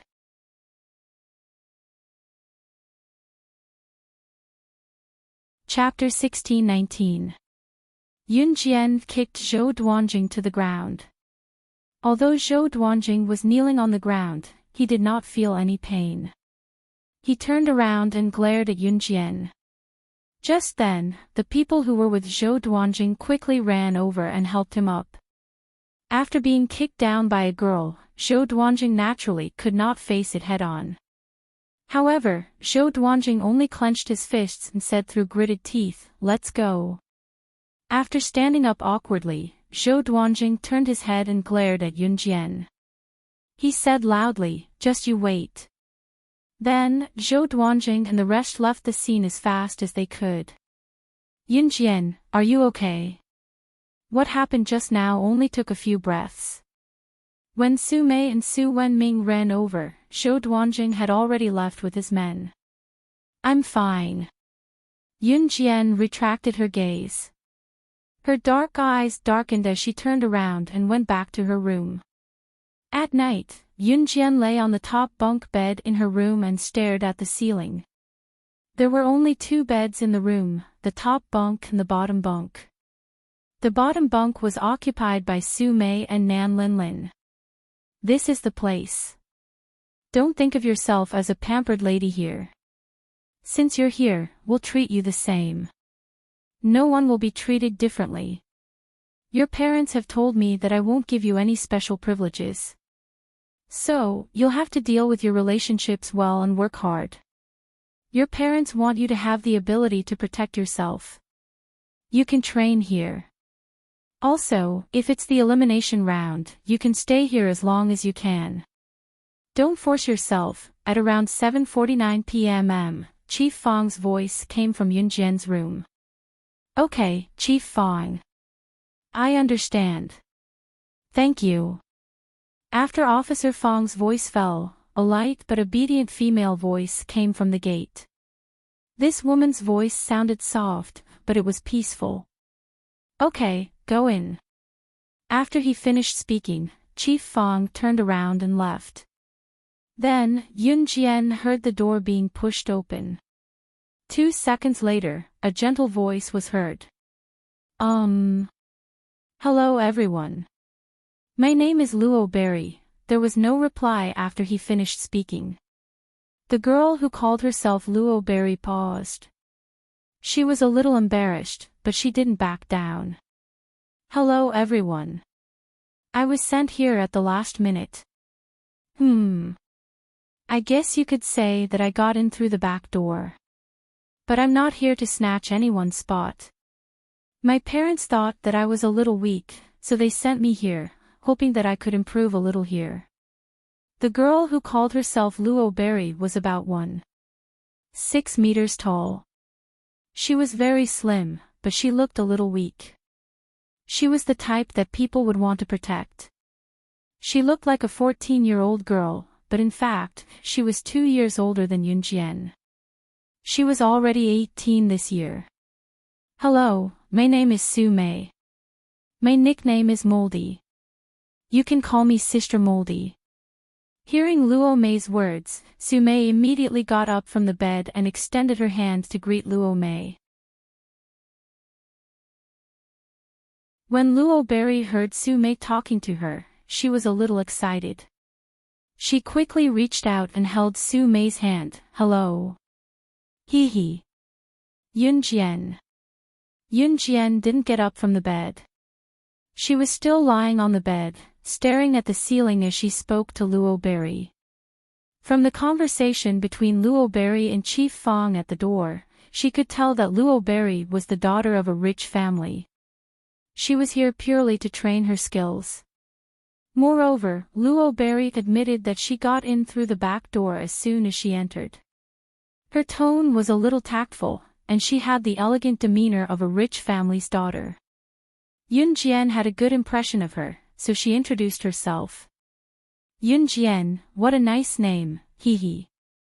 Luo Berry smiled at Yunjian, then stuck her tongue out mischievously. You're tuning into the LoveLore Library YouTube channel. We're so grateful for your support, and don't forget to subscribe to join us on this incredible journey through captivating stories. Your generosity through donations truly makes a world of difference, as it's the primary source of revenue that allows me to expand and enhance this channel for you. Thank you from the bottom of my heart for being a part of this adventure.